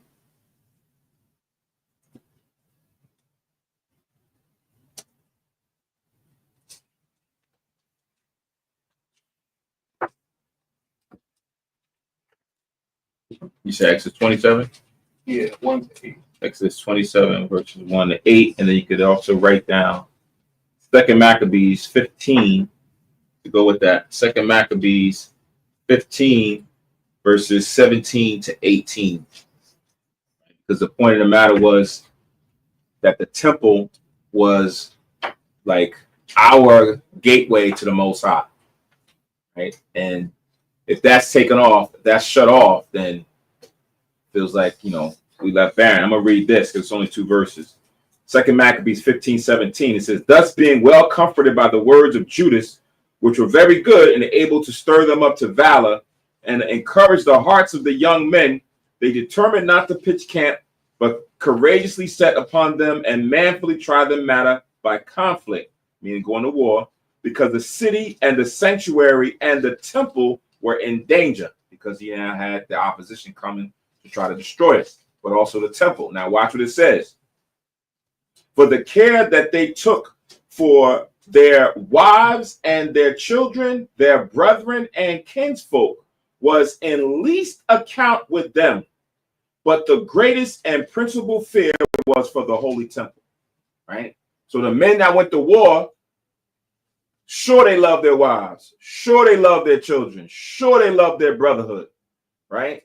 But that was not what was at the forefront of their mind. The forefront of their mind was the temple, because just like Ahan just went through, those offerings, because it was something that the Most High had on earth for us to now go and please him by going and giving these sacrifices and these offerings, right? And the Most High will be accepted of us. So now to have that removed, man, that kind of like really will stunt our growth as a nation. How will we now go to talk to the Most High, right? That's how we thought back then. It's not the same today, but that's what our thinking was back then. Right. So if you take into consideration what happened today in Capitol Hill, how, the Capitol building where the congressmen, where they go and congregate, this was that to us to the highest level. This is the center of our power. That's where we go. That's where the people go to learn the laws, both sides, about the kingdom. So that's pretty much similar to what you see they have in in Capitol Hill. Right. So if you think about what happened in January 6th, how do you feel like it was a situation that should never have happened? That's pretty much what we went through. Exactly. Okay. Oh, the separation of churches take. Yes, Right, because of what happened in the temple is it's pretty much about government, and the temple represents the center of our government. Yep. So back in 1 Maccabees 1, we have verse 58. Slide 57. It says, And wheresoever was found with any the book of the testament, or if any consented to the law, the king's commandment was that they should put him to death. Right. So if you had a Bible, you was reading the Bible, or you was trying to keep the Sabbath day, you was trying to go circumcise your son. Talks about that in 2 Maccabees, the 6th chapter. You was put to death. Right. You was put to death. If you overtly kept the Sabbath day holy, you was put to death. So people had to go into hiding. They had to go into secret. Verse 58. Thus did they by their authority unto the Israelites every month, to as many as were found in the city. Just like how we read earlier, it wasn't home no more. So you had a lot of people that just went and left and fled. Right? It says, I'm out of here. I can't deal with this. So they went and dwelt in other areas. But those who couldn't take it and didn't want to die. Now they had a vast empire, so it wasn't like they was going to go to a neighboring town, a neighboring city. They would have to go far away in order to go and try to keep their laws, but that wasn't something easy to do. So it says in verse 59, now the 5 and 20th day of the month they did sacrifice upon the idol altar, which was upon the altar of Yahweh, right? So today in this month, the 9th month is the 5 and 20th, the 5 and 20th day of the month, 25th day of the 9th month, right? Now, this is the opening of the day. Now, as we read in the 4th chapter, when we get fast forward to the 4th chapter, it's going to let you know that on the same day that they went and did this, they defiled the temple. 3 years later, were they going to have it be cleansed by Judas and righteous men on the same day, right? But this was 3 years prior. Verse 60, at which time, according to the commandment, they put to death certain women that had caused their children to be circumcised. So as they're sacrificing, they set up the abomination of desolation, they still going out murdering Israel, and hang the infants about their necks, and rifled their houses, and slew them that had circumcised them. So now they're going against the commandment of the king, and you go against the commandment of the king, it was already decreed that they should be put to death. So once they go and do that to them, they go through their houses and ransack their houses and take whatever it is that they want, right? Verse 62, howbeit many in Israel were fully resolved and confirmed in themselves not to eat any unclean thing. So you did have a remnant that would have stood for the commandment, and then stand for the commandment means you was ready to die, right? You was ready to die, right? Verse 63, wherefore they chose rather to die, that they might not be defiled with meats, and that they might not profane the holy covenant. So then they died, and there was very great wrath upon Israel. So that's what you read about the storylines with the woman with her 7 sons in 2 Maccabees. You read about the testimony of the brother Eleazar, who was given the opportunity to even eat clean meats and didn't, because of what it would have looked like to the rest of the Israelites. It would have looked like he ate unclean meats, and he chose not to do that, and he chose rather to die to keep a good name, right? So he was a part of this group that was ready to die manfully for the laws of the Most High. All right, so we're in chapter 2. I gotta go through this judiciously. I see it's already judiciously, right? So it says, chapter 2, verse 1. In those days arose Mattathias, the son of John, the son of Simeon, a priest of the sons of Jorib, from Jerusalem, and dwelt in Modin. Right, so you could write down 1 Chronicles chapter 24, verse 7, to go through Mattathias, that lineage that he came out of, righteous priests. Right, 1 Chronicles chapter 24 and verse 7, because it says he came a priest of the sons of Jorib. Right, a priest of the sons of Jorib. When you read in 1 Chronicles that 24 and 7, it's going to say Jorib, but it's going to be written differently, just like Kittim, Chittim, just like Elias, Elijah, but his name is in there, Jorib. That's where he came from. It says, and he had 5 sons, Johanan called Thaddeus, Johanan called Caddis, Simon called Thasai, right? This one I know it means wise, right? Judas, who was called Maccabees or the Hammer, Eleazar called of Aran, and Jonathan, whose surname was Aphus, right? So sometimes trying to go into the Greek names and when the translation of the writings are different, it's hard sometimes to look it up, but I'm still look up some of the meanings behind these other names because they were surnames for these sons, just like Simon Peter, right? Peter meant rock. It was a surname that Yahushua gave Peter. These are surnames for these 5 sons of Mattathias. These were all Levites, right? These were all Levites. Verse 6.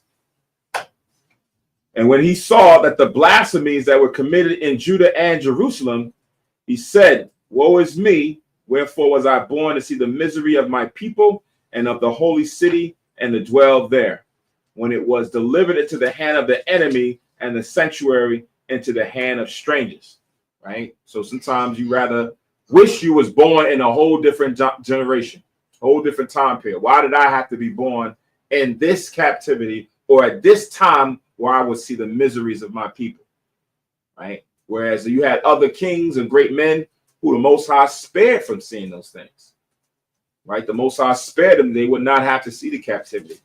Why? The Most High's choice.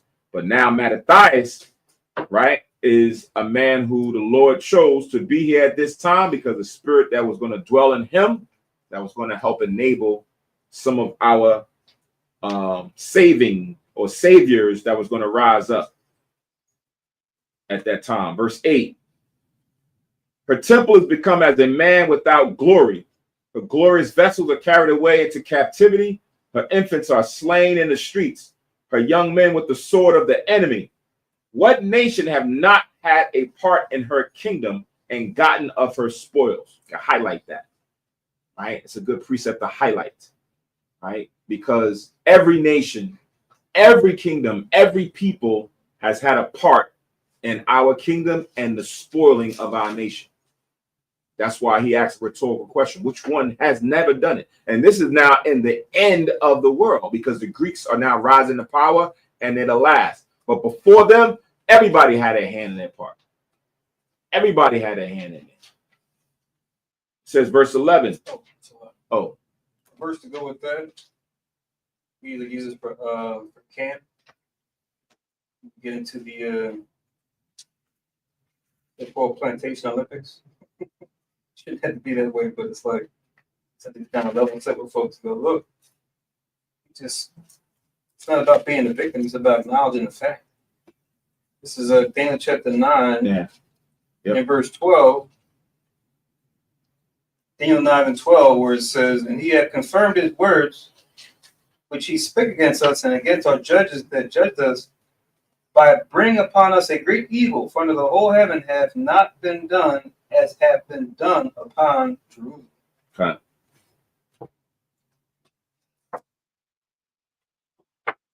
It's not to play Plantation Olympics, but we kind of want. Right.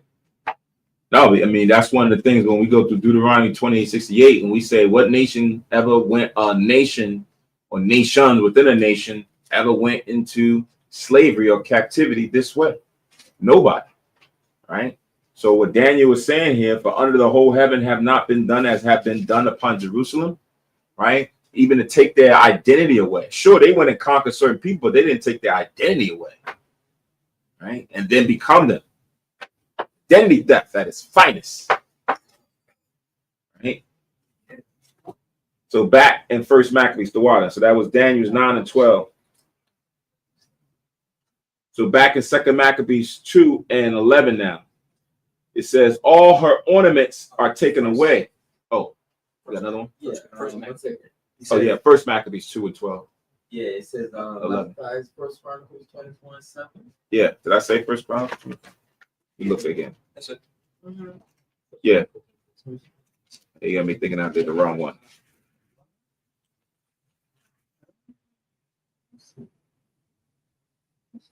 Yes. But for his name, you said, right? Yeah, because you said you see it right there. You trying to look it up with your with the app? It's spelled different. That's probably why it's not coming up. Yeah. What did you put in there? You put the same spelling like it in Maccabees? Yeah, trying to find his name. Right. So that's what I said. When you look it up, the names don't always translate the same way through the different books. Remember I said like Elijah, Elias, it's not going to say the same. But when you go into it, in that 7th verse, it says, now the first lot came forth to Jehoiarib, right? It even sounds the same, right? Because this is the line of priests that Mattathias is coming out of. So 1 Chronicles 24:7, that name there is the name that we're reading in Maccabees 2 and 1. Jehoi. Arib. This is Jehoi. You just search for that. You what are you looking for? Just you're just looking up the name, or you going to first? Searching it. That's why he's not seeing it. Yeah. No, and he said he's Jehorib. Arib. Yeah. That's his related to Mattathias. That's the name that you see in 2 Maccabees 2 and 1, where it says that he was a priest of the sons of Joarib. I mean, I keep second Maccabees. 1 Maccabees chapter 2 verse 1. He was a priest of the sons of Joarib. When you go into the priest and you go into the lot, that the spelling is a little bit different, but it's the same person. So relate to first Maccabees. 1 Maccabees 2 and 1 Okay. with 1 Chronicles 24:7. If he wants, 1 Chronicles 9 and 10 also, where it says priest in the same verse. You say you could also write down 1 Chronicles 9 and 10.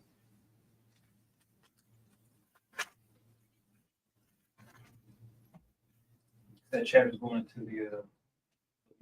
Right.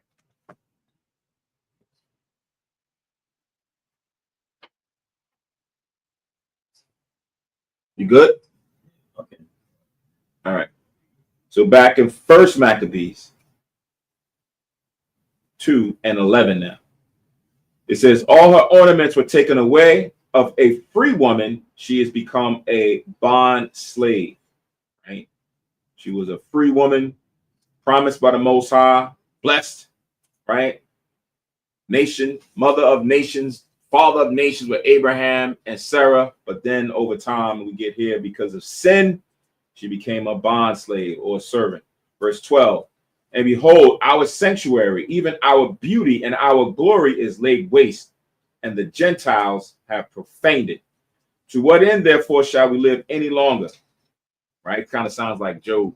Job was going through his trial, and he was like, why am I alive, man? I don't want to. If I'm going to continue to do this, Most High, just take me now. You should have stopped me at the time when I was being born from my mother's womb.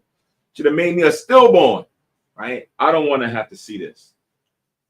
Verse 14, then Mattathias and his sons rent their clothes and put on sackcloth and mourn very sore. And then meanwhile, the king's officers, such as compelled the people to revolt, came into the city moating to make them sacrifice, right? So now Mattathias he's in his emotions and he's upset. At the time he's in his emotions, he's upset. One of the king's servants is coming into the city that he's dwelling in, right? To make them do a sacrifice. And when many of Israel came unto them, Mattathias also and his sons came together. They answered the king's officers and said to Mattathias on this wise, thou art a ruler and an honorable and great man in this city, and strengthened with sons and brethren. Now therefore, come thou first and fulfill the king's commandment, like as all the other heathen have done. Yea, and the men of Judah also, and such as remain at Jerusalem. So shalt thou and thy house be in the number of thy king's friends, and thou and thy children shall be honored with silver and gold and many rewards. So you take the famous ones, right? You take those who people look up to and convince them to do it. Right? That's why you have what they call idols today, right? People go look at, certain celebrities and they get them to go and do certain things. And then the people who look up to them, it was like, he's doing that. She's doing that. I'm going to go follow. I'm going to do it now because they doing it, right? I'm going to do it because I see him eating it. I'm going to wear that because he's wearing it, right? that's what they wanted to do. They wanted to use Mattathias and his family as guinea pigs to now influence the others to go and do it. Hey, look, even Judah doing it. Come on now. Look, all the heathen is doing it. Judah's doing it. Come on, Levi. What's up? Right? You'll be blessed, right? You will have money, you will have gold, you will have position, you will have all these things, right? If you do this. Verse 19. Then Mattathias answered and spake with a loud voice.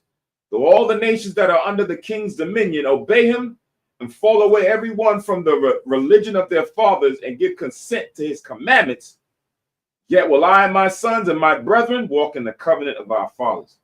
Just because everybody else doing it, I'm not following this, man. Yes, exactly. Just because everybody else is now wanting to have riches and gold and a name in this society, that's not going to be us, right? And Khan pointed out, we got the banner up in the school with a scripture on it, right? Joshua chapter 24. Right, Joshua 24 and 15. That's cut off, but we'll read the whole thing. So in Joshua 24:15,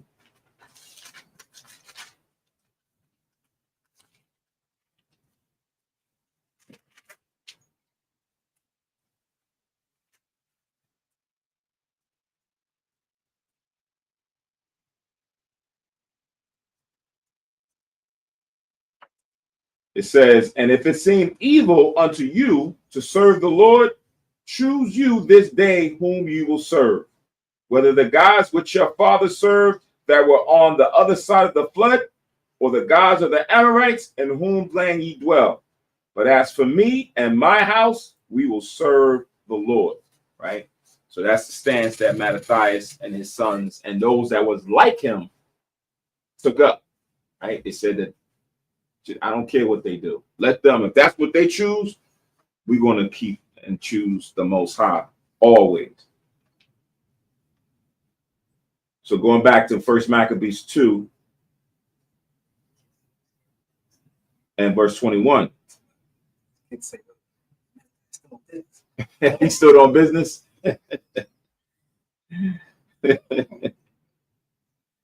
Verse 21. God forbid that we should forsake the law and the ordinances. We will not hearken to the king's words to go out from our religion, either on the right hand or on the left. I don't care. You look at it this way, you take this law, you take that.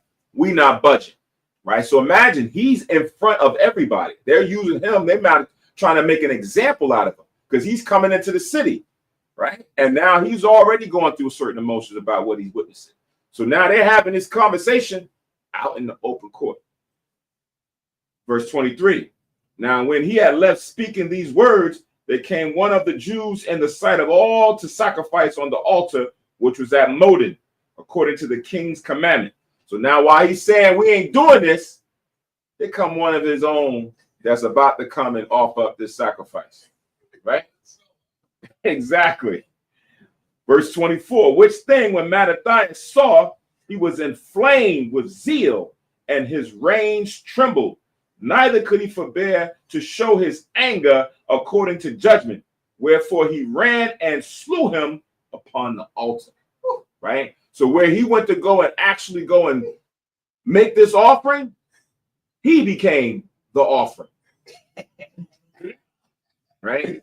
And it was zeal. So it was one of those things you can imagine that like how you be in a rage and you sitting talking with somebody and all of a sudden you cut your eye and you're like, I know he's not about to go through.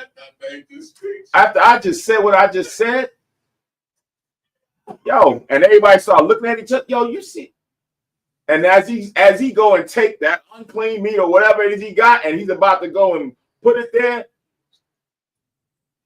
and he jets over there, right? Pull out something and bah! And put his palm on the altar, and then there you go. And then you know it's not written. It's like him with like button clothes, looking back at the people like, did I make myself clear? They just dropped the squad flesh. Right.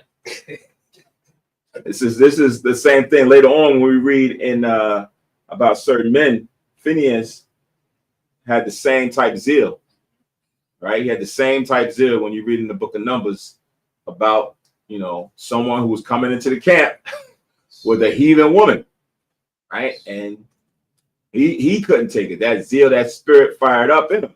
Now remember, Mattathias is coming out of that line.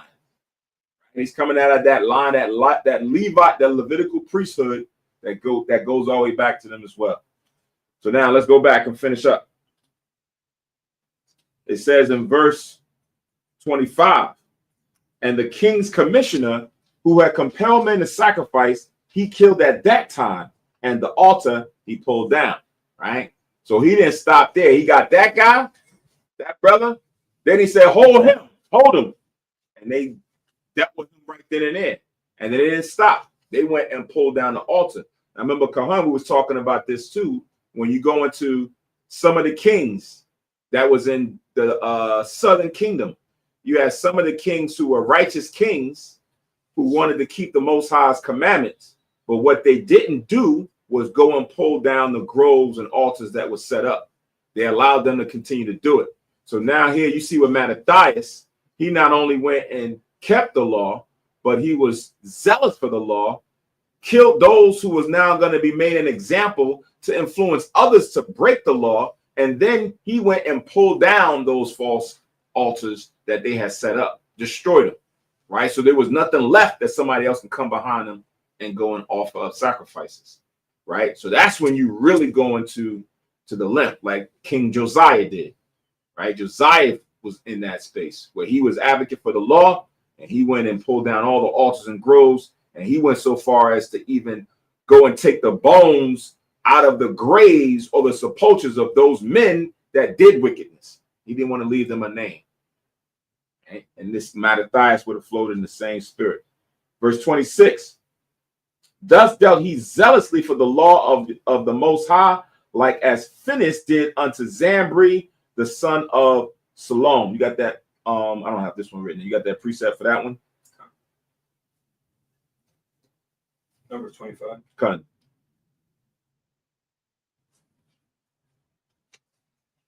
Is it 6? Yeah, the whole section. Yeah. 6 down to. Right. So you could just write down. We don't read it for time's sake. Just write down Numbers chapter 25, verses 6 to 9. Come. Numbers 25, 6 to 9. And then 10 through 15 goes into the judgment. Like the 6 to 9 goes into the event. 10 through 15 goes into the judgment as far as any obtaining everlasting name. Right. Name of everlasting priesthood. So, because that's gonna come up a little bit later, you can link that. What we're talking about here in verse 26 with Numbers 25, verses 6, and we just said all the way towards to the end because that whole storyline.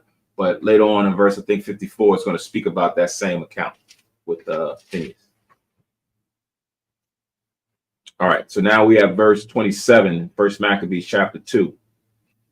It says, and Mattathias cried throughout the city with a loud voice, saying, whosoever is zealous of the law and maintaineth the covenant, let him follow me. So he and his sons fled into the mountains and left all that ever they had in the city. Right. So you read about this in 2nd Esdras. I think it's the 9th chapter. Let me just make sure. 2nd Esdras, the 9th chapter. No, it's not the 9th chapter. Bear with me 1 second.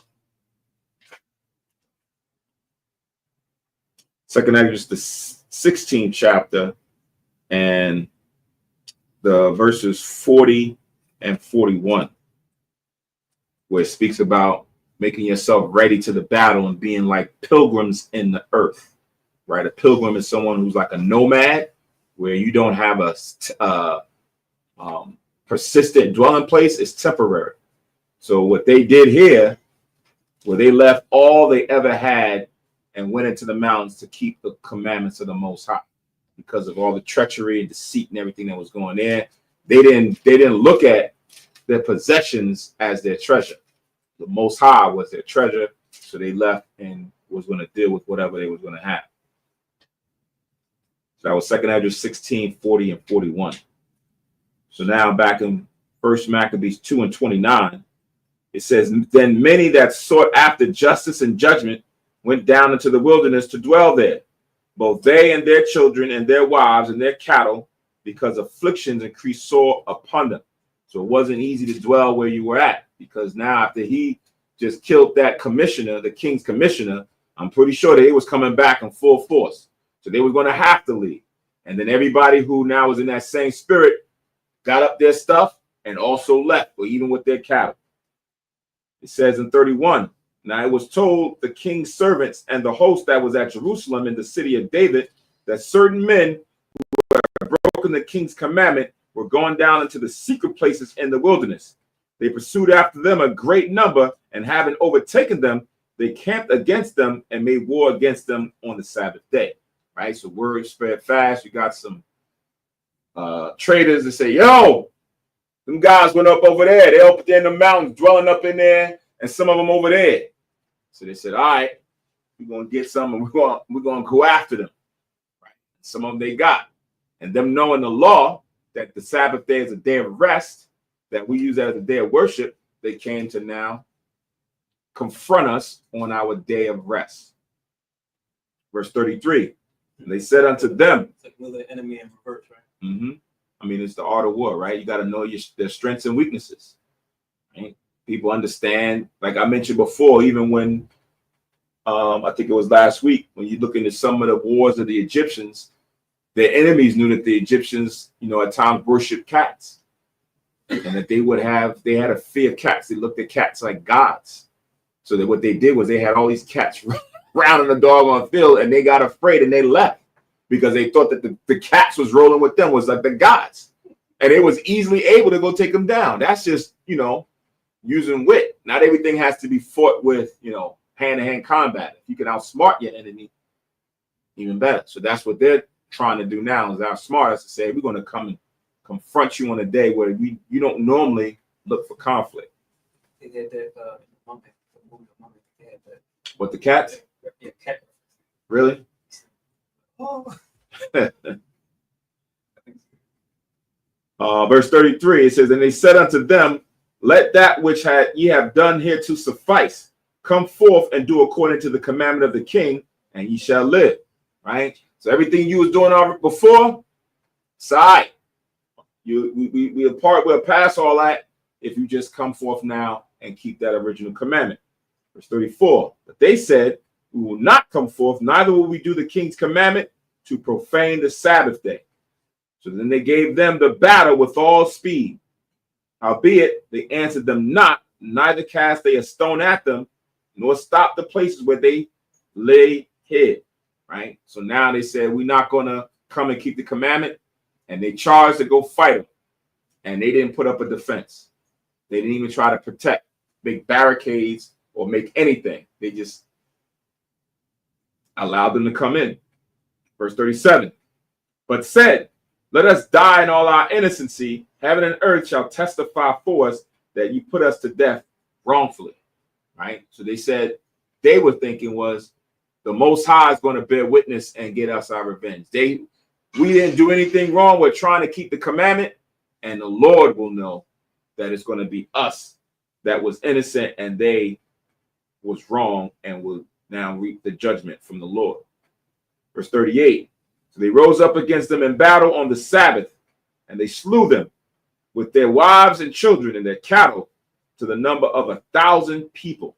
Right? So those who was in that area, dwelling in that region, around 1,000 people got murdered that day on the Sabbath day. Now, when Mattathias and his friends understood hereof, they mourned for them right sore. And one of them said to another, if we all do as our brethren have done, and fight not for our lives and laws against the heathen, then will now they will now quickly root us out of the earth, right? Because that was going to be an example, right? These guys didn't fight. So if they realize that, say, hey, we killed 1,000 without no opposition. They didn't even try to stand up against us. All we got to do is just go on a Sabbath day. No other day we're going to go try to fight against Jews but the Sabbath day. So these men was wise and says, if we don't do anything, they're going to come and they're going to kill us all, man. They're going to end our name in the earth. It's an existential threat. Verse 41. At that time, therefore, they decreed, saying, whosoever shall come to make battle with us on the Sabbath day, we will fight against him. Neither will we die all as our brethren that were murdered in the secret places. Right. So you read that in Maccabees, the 18th chapter. 2 or more gathered, there I'm in the midst, and whatever is bound on earth. Second, Matthews, the 18th chapter. Get the back precept. I know it's in the 18th chapters after verse 15. The verse 20, right? Where 2 or more gathered there in the midst, and whatever is bound on earth is bound in heaven. So you got to get righteous spirits, righteous minds together. And when you make that decree, the Most High acknowledges and accepts that decree, and now that's bound, right? And you shouldn't try to go against it or break it. So then it says in verse 42, then came there unto him a company of Assyrians who were mighty men of Israel, even all such as were voluntarily devoted unto the law. Right. So you had a group of men that were known as the Assyrians. They were mighty men, right? Group of Israelites that was well known for their valor. And they seen what was going on with Mattathias and his son and those that was rolling with him. And they came and joined forces with them. It says, and verse 43, also all they that fled for persecution joined themselves unto them and were a stay unto them. So now as Mattathias has built up his name and others were seeing and hearing about what he had done, more and more people started to join themselves unto him for strength in numbers because they also wanted to keep the law, right? They couldn't dwell where they were dwelling before in their normal habitations because the heathens had all different types of garrisons and posts and men set up to force and compel them to continually break the law. Verse 44. So they joined their forces and smote sinful men in their anger and wicked men in their wrath, but the rest fled to the heathen for succor. So you had some that was, an advocate for the law, right? They loved the Most High. Like King David said, I hate them that hate you, right? Those that hate the Lord and his law, David said he hated them. And he would go all out, just like how the Most High would go all out, right? And rid evil from amongst Israel. That's what Mattathias and all these that did. But then it says others fled to the heathen for succor, for comfort, protection, right? And we've done that in different time periods. We did that with the Egyptians, right? During the times of war and conflict, we ran to the Egyptians before going to the Most High. And the Most High was upset with that, right? Because we didn't cover the Most High with his covering, his righteousness. That goes into it is lawful to do well on the Sabbath day. That Matthew 12, 11 to 12. Because it is existential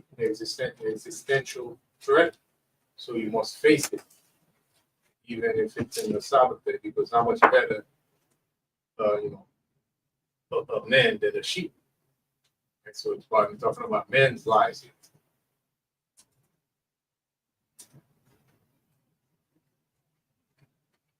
Okay. So reading on, we have verse 45. Then Mattathias and his friends went round about and pulled down the altars, and what children soever they found within the coast of Israel uncircumcised, those they circumcised valiantly. They pursued also after the proud men, and the work prospered in their hand. So they recovered the law out of the hand of the Gentiles and out of the hand of kings, neither suffered they the sinner to triumph. So you can look at it literally, because sometimes they went to go and they take the law and burn it, destroy it, that they was able to recover and have, you know, actual books, the Biblios, they was have the records, but then also spiritually, by now going and taking down these heathen and unrighteous men within Israel, it allowed the law now to prosper, right? It allowed the law to stand, where you now had that presence of the law being able to be kept with the protection of the Assyrians, Mattathias and his sons, and others that was just like them. So again, it says, so they recovered the law out of the hand of the Gentiles and out of the hand of the kings, neither suffered they the sin of the triumph. Now, when the time drew near that Mattathias should die, he said unto his sons, now have pride and rebuke gotten strength, and the time of destruction and the wrath of indignation. Right? So, you know, it's always, you know, a good thing you'll see with those who know that they're about to transition. Something is now, whatever they got may have an illness, and they know that, listen, this is my time. They go and begin to start setting things in order. I think we talked about this before with Judith or others, where they would, Abraham, they would now go start dispersing some of their riches, land, inheritance, or they would also start delegating certain people to do certain things. I want you to do this. You now got to take care of this. Make sure she's taken care of. Make sure. And it's usually always better to have it from word of mouth if you are able to. Sometimes you're not able to. That's why some people go and do a last will and testament, right? Because sometimes certain things just may happen sudden, right? You may not be prepared. So others, you know, they say the best time is to have you be laying up in your house, your family around you, and they send you off that way, right? That's like the grand gesture, but that always doesn't happen. But now we see here Mattathias, you know, he was able to go set the affairs in order before he was going to depart. So it says in verse 50, now therefore my sons be zealous. Actually, I'm going to go back to 49. It says, now when the time draw near that Mattathias should die, he said unto his sons, now have pride and rebuke gotten strength, and the time of destruction and wrath of the indignation. So even though he was fighting that good fight, he knew what was still drawing near, right? Same thing when you read, you know, in the New Testament, right? That it was going to talk about how in the last days it was going to be even worse, right?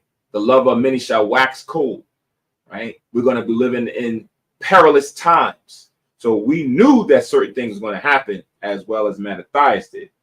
It says in verse 50, now therefore, my sons, be ye zealous for the law, and give your lives for the covenant of your fathers. Call to remembrance what acts our fathers did in their time, so shall you receive great honor and an everlasting name. So it's beneficial to remind the people about those righteous acts that the Most High was able to do for Israel, men that stood up for Israel, even women that stood up for Israel, and to see how the Lord enabled them to overcome certain things. So Mattathias is going to go into reminding his sons about certain instances or certain persons and what their righteousness got them. Verse 52, was not Abraham found faithful in temptation, and it was imputed unto him for righteousness, right? So you read about Abraham going through his temptation, Genesis 22, as far as for him needing to, asked to sacrifice his son, and then the Most High stepping in and intervening and having a sacrifice for him, right? And then later on, he was called the friend of the Most High, right? Because of his faith, for his patience with the Lord. Verse 53, Joseph in the time of his distress kept the commandment and was made Lord of Egypt, right? So in Genesis 41, I think 37, somewhere around there, you'll see how he was made second in command over in Egypt. Now, he had gone through, you know, different types of atrocities. The Most High showed him a vision and a dream about how he was going to be raised up above his brethren. But before he got that position, he was going to go through some hell, right? His brothers turned on him, was about to kill him, sold him off, and then he had to go through as a servant in Egypt before the Spirit manifested and he raised him up. And then he was second in command. Verse 54, Phinehas, our father, in being zealous and fervent, obtained the covenant of an everlasting priesthood. Right? So we already touched on that. You can link back that up to verse 26 when we went through the scriptures in Numbers 25, right? And how he was able to now, through his zeal, rid evil out, but then also have a priesthood that was now going to continue on forever. It says, verse 55, Jesus, or Joshua, because their names mean the same thing, for fulfilling the word was made a judge in Israel, right? So you read about him being now next in line after Moses. He was made a judge in Israel. Moses first laid hands on him in Deuteronomy 34, I think it was verse 9. And then you'll read in Joshua, the first chapter, how all Israel rallied around Joshua after Moses, and they looked at him as if he was Moses to go and now lead Israel from the wilderness into the land of Canaan. So that was Deuteronomy 34:9, Joshua chapter 1, I think you start at verse 10. Caleb, for bearing witness before the congregation, received the heritage of the land, right? You read about that in Joshua 14, right? Joshua 14, when he was able to get his inheritance. I think it starts at around verse 6. Joshua 14 and verse 6. Verse 57, David, for being merciful, possessed the throne of an everlasting kingdom, right? So David, even before he got the throne, he was already, looked at as the king. But he actually, you read about it in 2 Samuel chapter 5, when he actually took the throne, right? I think he reigned 40 years, right, in Israel. Like 7 in Hebron, right. 33 in Jerusalem. Yes, exactly. So 2 Samuel chapter 5, 1 on down, goes into David.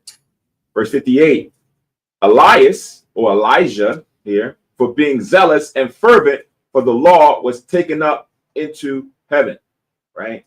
You read about that in 2 Kings chapter 12, right? 2 Kings chapter 12, I think somewhere around 11, but the whole 2 Kings 2. 2 Kings 2, said 12. 2 Kings 2. You can read the whole chapter, but I think the main gist of it starts around 11.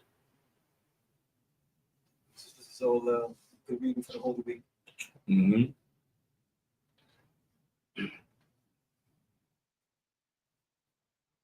Correction, 2. So verse 59. Ananias, Azarias, and Misael, by believing, were saved out of the flame, right? You read that in Daniel, the 3rd chapter, right? Saved out of the fiery furnace. Daniel, the 3rd chapter. Again, you can read the chapter but it starts somewhere around verse 16.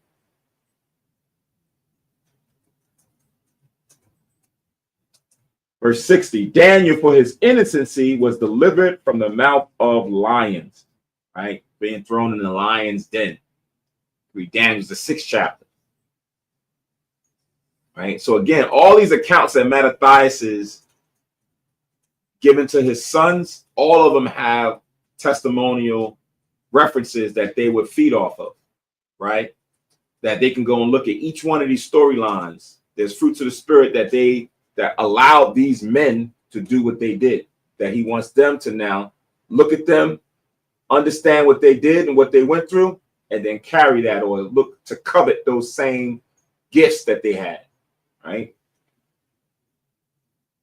Verse 61, and thus consider ye throughout all ages that none that put their trust in him shall be overcome, right? To put your trust, not to say that you say, oh, I believe in God, I love the Most High, I love Jesus. No, when you put your trust, you have to be a doer of his word and not a hearer only. That's a difference, right? When you trust somebody, things that they tell you, you do it. If somebody says, hey, don't come out tonight, like during the times of Egypt, don't come outside your doors, and you do it, that means you trust in the word that came forth, right? So trust comes with action that the Most High wants us to do. James 2:21. Be ye doers of the word and not hearers only. Verse 62. Fear not then the words of a sinful man, for his glory shall be dung and worms. Right? So don't care what man can say, especially a sinful man. He's going to eat his own words later on. Today he shall be lifted up, and tomorrow shall not be found, because he returned into his dust, and his thought is come to nothing. Right? That's what Josiah would have did. He stamped out the remembrance of their names, those sinful, evil men. 64. Wherefore, ye my sons, be valiant and show yourselves men in behalf of the law. For by it ye shall obtain glory. And that's for all of us. Right? You try to keep these commandments as much as you can, as much as your heart's desire, that you can be consistent. This will be your glory. When the time of redemption comes, the angels will look, just like how it says, the mark, they will see the mark on you, like in Ezekiel the 9th chapter. They will not harm you. They will protect you, rear you up, take you up, change you. But if we defect and we become sinful, then anything can happen to you at that point. Verse 65. And behold, I know that your brother Simon is a man of counsel. Give ear unto him always. Right? So when you go into Simon, like we read in the first verse, his name Thaddeus, it means wise. So he's like the counselor, right? That was his surname because of his character. He shall be a father unto you, meaning to be a guide unto you. Protector. Verse 66. As for Judas Maccabees, he had been mighty and strong, even from his youth up. Let him be your captain and fight the battle of the people, right? Mighty because he was like the hammer, right? Someone who always is out there. You know how you got a family member or a brother who wants to protect the family, right? Somebody got beef or somebody said, he gonna always be right there. He gonna always go out there and take care of the name of the family. Judas did that for the nation, right? And his father saw that in him, and he said, let him be your captain, let him be your counselor or your guide. That way, after him, he kind of knew that things was going to go prosperous, right? What is that in Ecclesiasticus? Ecclesiasticus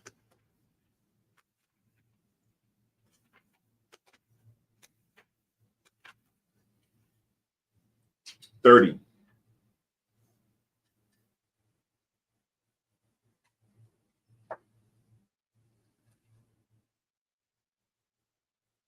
So Ecclesiasticus chapter 30 and verse 3, I'm going to start from. It says, he that teacheth his son, or sons in this case, grieveth the enemy, and before his friends he shall rejoice of him. Though his father die, like Mattathias is about to, yet he is as though he were not dead, for he have left one behind him that is like himself. While he lived, he saw and rejoiced in him, and when he died, he was not sorrowful. He left behind him an avenger against his enemies, and one that shall requite kindness to his friends. Right? So that's what he had in his sons. And he wasn't sorrowful because he was in good hands, that they were going to have that same spirit, like how he rode to protect the nation. They was going to do the same.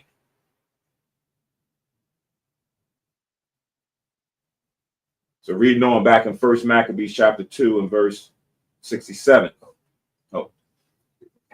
Sometimes like if it was like today's time and they were like younger, you say, oh yeah, so Simon, he's like the class president, whereas like Judas is like the quarterback. Mm-hmm.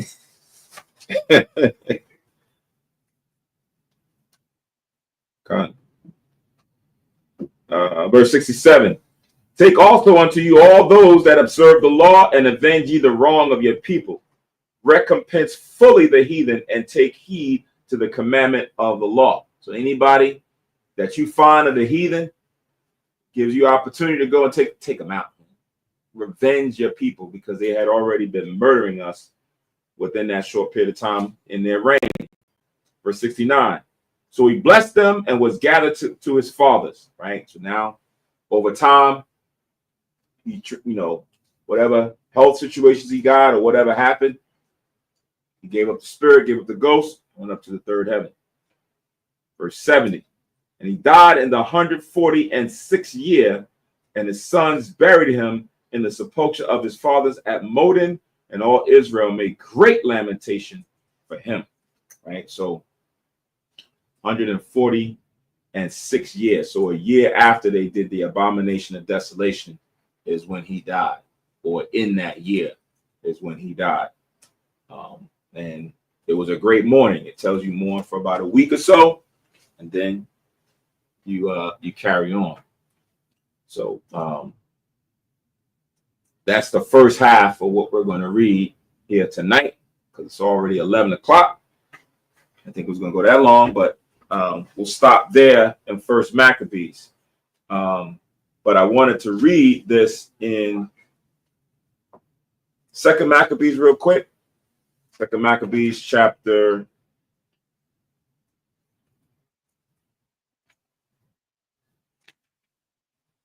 5. Two last scriptures. Second Maccabees chapter 5 and verse 15.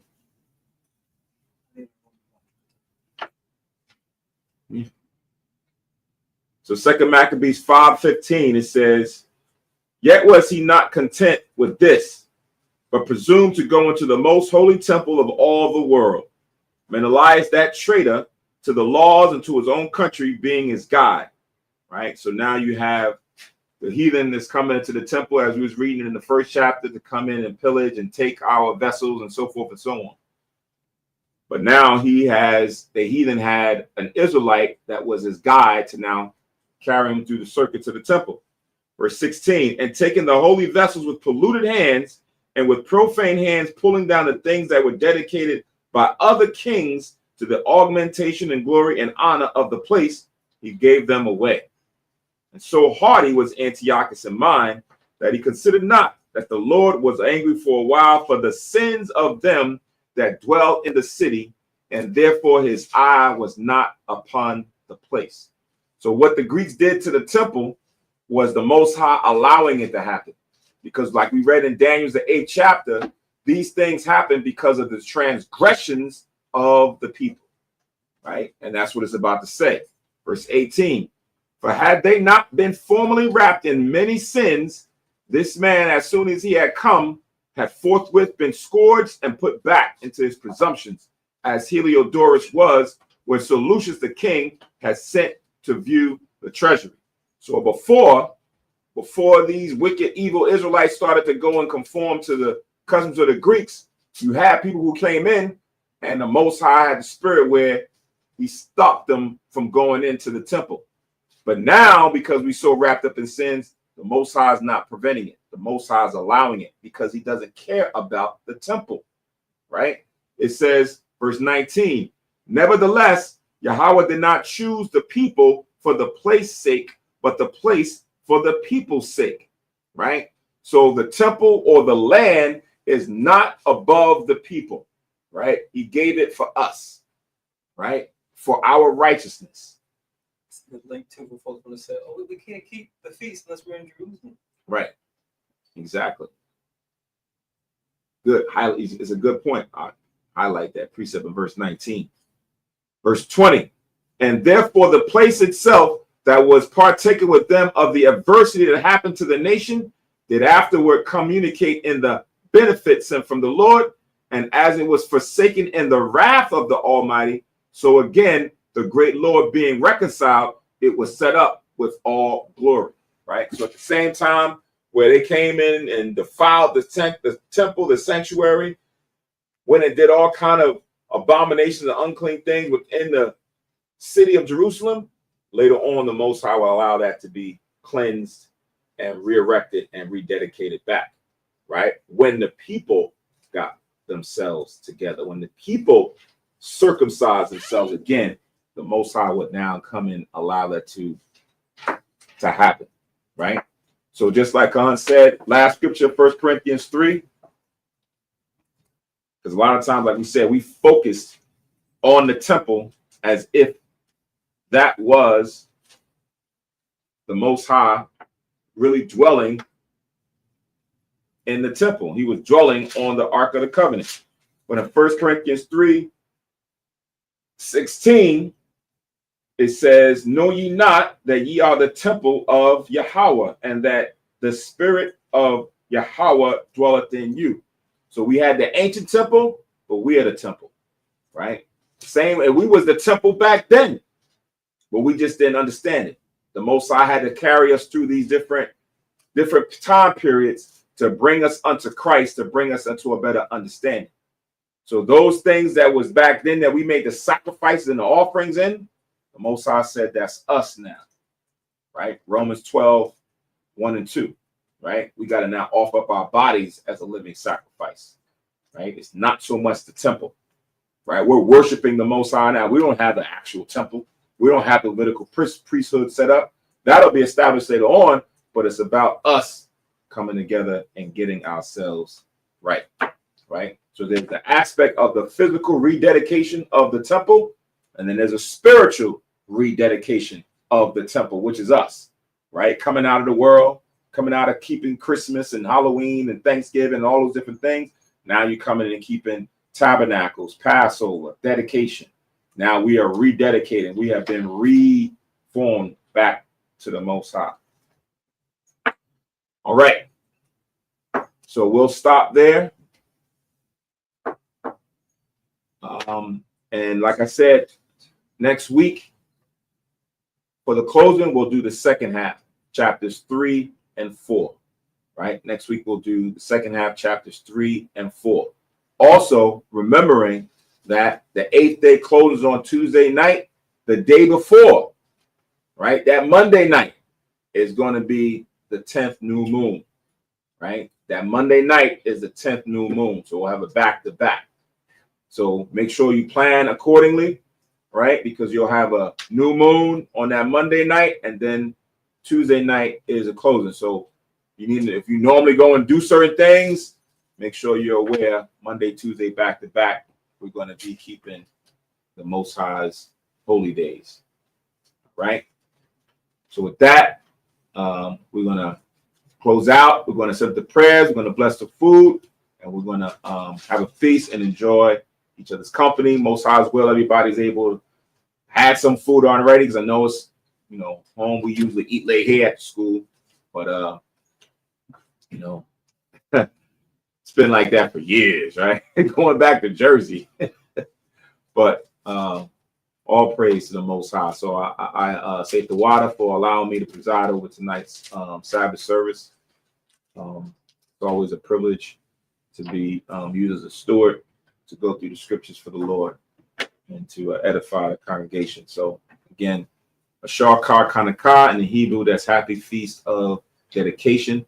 I know sometimes we say Hanukkah, that's the English way of saying it, but in Hebrew it is Kanakah, right? So as Brother Lab Tawab says, endure no matter what, right? Endure what comes, but endure making sure you say, you persevere and keep these commandments.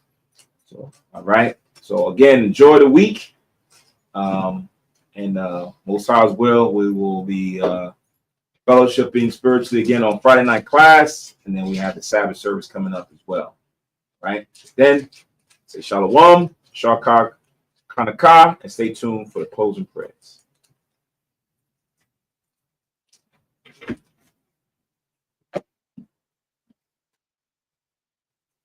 Hey, we're gonna do a watch. They're gonna do a watch. What is she talking? It's like Stella. Spiritual chill.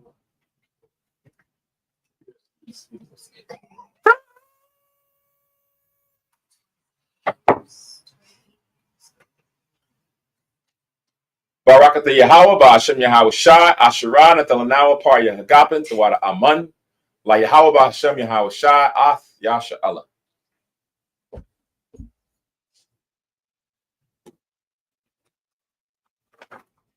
English translation. Blessed are ye, Yahweh, in the name of Yahweh Shai, that gives to us the fruit of the vine. Thank you, so be it, to Yahweh in the name of Yahweh Shai with Israel. I mod upon you, Jerusalem, stand and face Jerusalem for the closing prayers.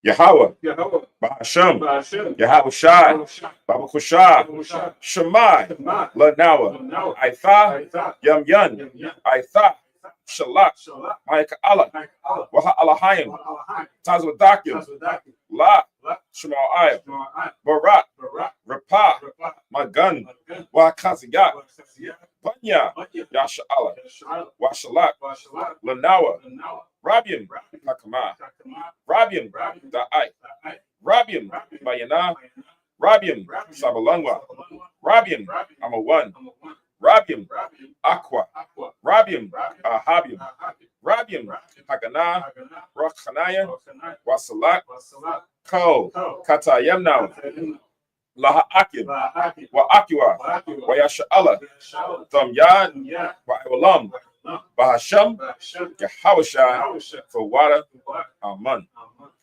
English translation.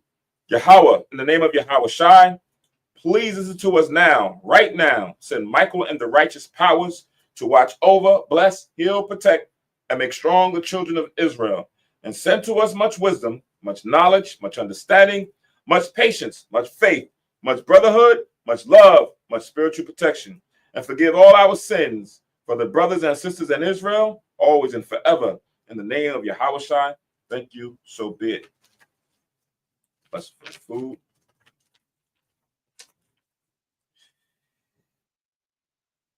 Yahweh, Yahweh, God of all, Gabor, Bahasham, Ba'asham, Adawanya, Manya, Yahweh Shai, Yahusha, Baba Kushah, Bakushai, Barak, Barak, Ma'akal, Ma'akal, Yanawa, Yanawa, Shataiwa, Takwa, Yanawa, Yanawa, Yayan, Yayan, Yanawa, Yanawa, Lakam, Lakam, Yanawa, Yanawa, Shakara, Shakara, Yanawa, Yanawa, Zakad, Zakah, Shal, Shal, Hakad, Hakad, Kanaka, Tanakh, Bahasham, Ba'asham, Yahweh Shai, Yahusha, for water, Gawad, Aman. Aman. Yahweh, Yahweh, Bahasham, Ba'asham, Yahweh Shai, Yahusha, Barak Nawa, Raknawa, Wayasha Allah, Yasha'ala, Wabat Yasapari. Badia Sapar, Shema Yasharella Yahweh Alahayanawa Yahweh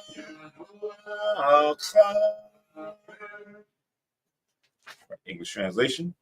Yahweh in the name of Yahweh Shai, bless us and Israel and the house of books, schools, and Deuteronomy 6:4. Hear, O Israel, the Lord our power is one power. Again, we say Shakar Kanaka, Shalom, and enjoy the rest of the feast day. Shalom. Shalom.